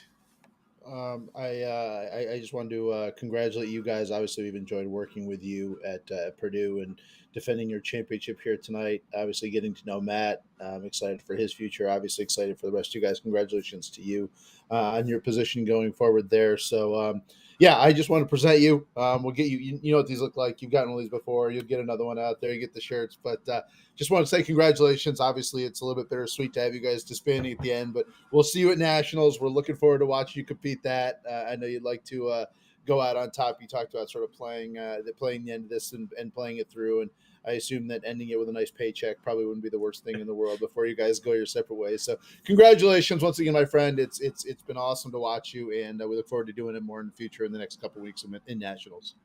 Yeah, thank you so much. And we really appreciate it, both as a team, the R6 team, and just we have a bunch of esports teams that are competing in NECC in general. So the Esports of Purdue organization is really thankful for that as well. It's been a great organization. I appreciate that, my friend. We'll see you in a couple of weeks. We look forward to it. But tonight, enjoy this one. Congratulations. And we'll talk to you in the future. Thank you. All right, that's going to do it for this stream. We're still rolling over there on NECC 2. That's Rio Grande and Lebanon Valley rolling there. But tonight, this one's about Purdue defending their Legends Division Championship. For Wes, for Tresh, for our entire team, we'll talk to you in the future right here on the NECC Network. Have a good night.